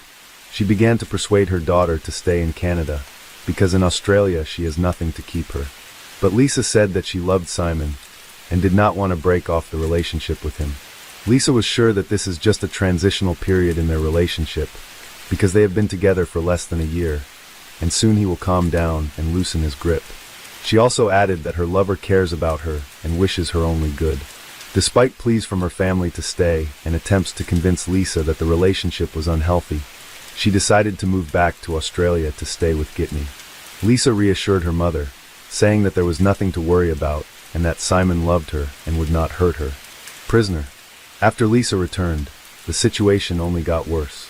Simon forbade her to leave the apartment, and if they went out together, she had to look only at her feet so as not to meet the eyes of other men. Moreover, Simon began to call Lisa by her second name, Cecilia, because it seemed more decent to him. In the spring of 2011, Lisa began to complain of pain in her leg. It was an old injury received in his youth during ballet classes. But instead of taking her to the hospital, Gitney hired a female physical therapist who came to their home 3 times a week to give her massages. She soon became Lisa's only friend and confidant, to whom Lisa spoke candidly about the difficult situation she found herself in. On June 12th, for Lisa's 30th birthday, Simon decided to throw a party at the most expensive restaurant in Sydney. But among the guests were only Simon's relatives and people from his inner circle. Lisa, on her own birthday, boyfriend did not allow to invite anyone. At the end of the evening, Simon proposed to Lisa by putting a ring on her finger. Hardem responded with consent and then cried, but all present noticed that these were not tears of joy, but rather tears of despair and hopelessness. Back home, Lisa called her mother and informed her of her engagement, sobbing into the phone. But Joanna was not at all happy about it. She began to persuade her daughter to leave this man and, as soon as possible, to return home to Canada. In response, Lisa only asked her mother never to start such conversations on the phone.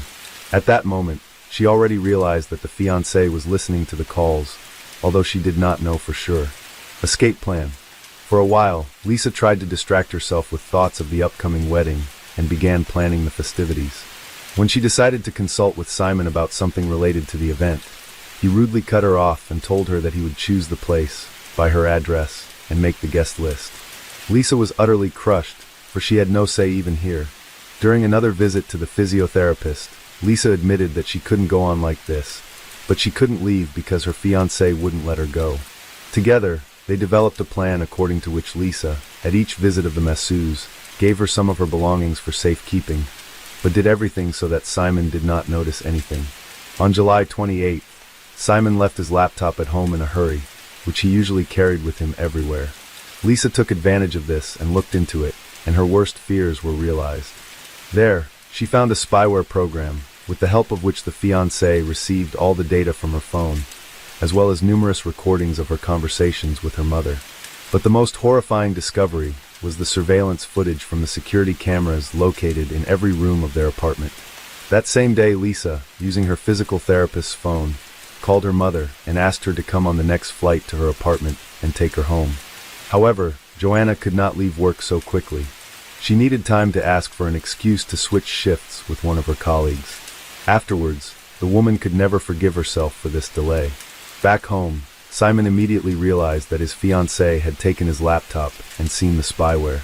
Lisa cried, trying to figure out why she deserved to be treated that way, but Simon only pointed out that he'd done it for her own good. Accident or murder? The next day, July 29th, a serious conversation took place between the young people, the recording of which was later presented in court. Lisa was in tears and asked to go home, but Getani calmly and confidently said that this would never happen, asked Lisa to calm down, and claimed that she had mental problems. On the morning of July 30th, 2011, Lisa got up early, got fully dressed, and put her documents and essentials in her purse.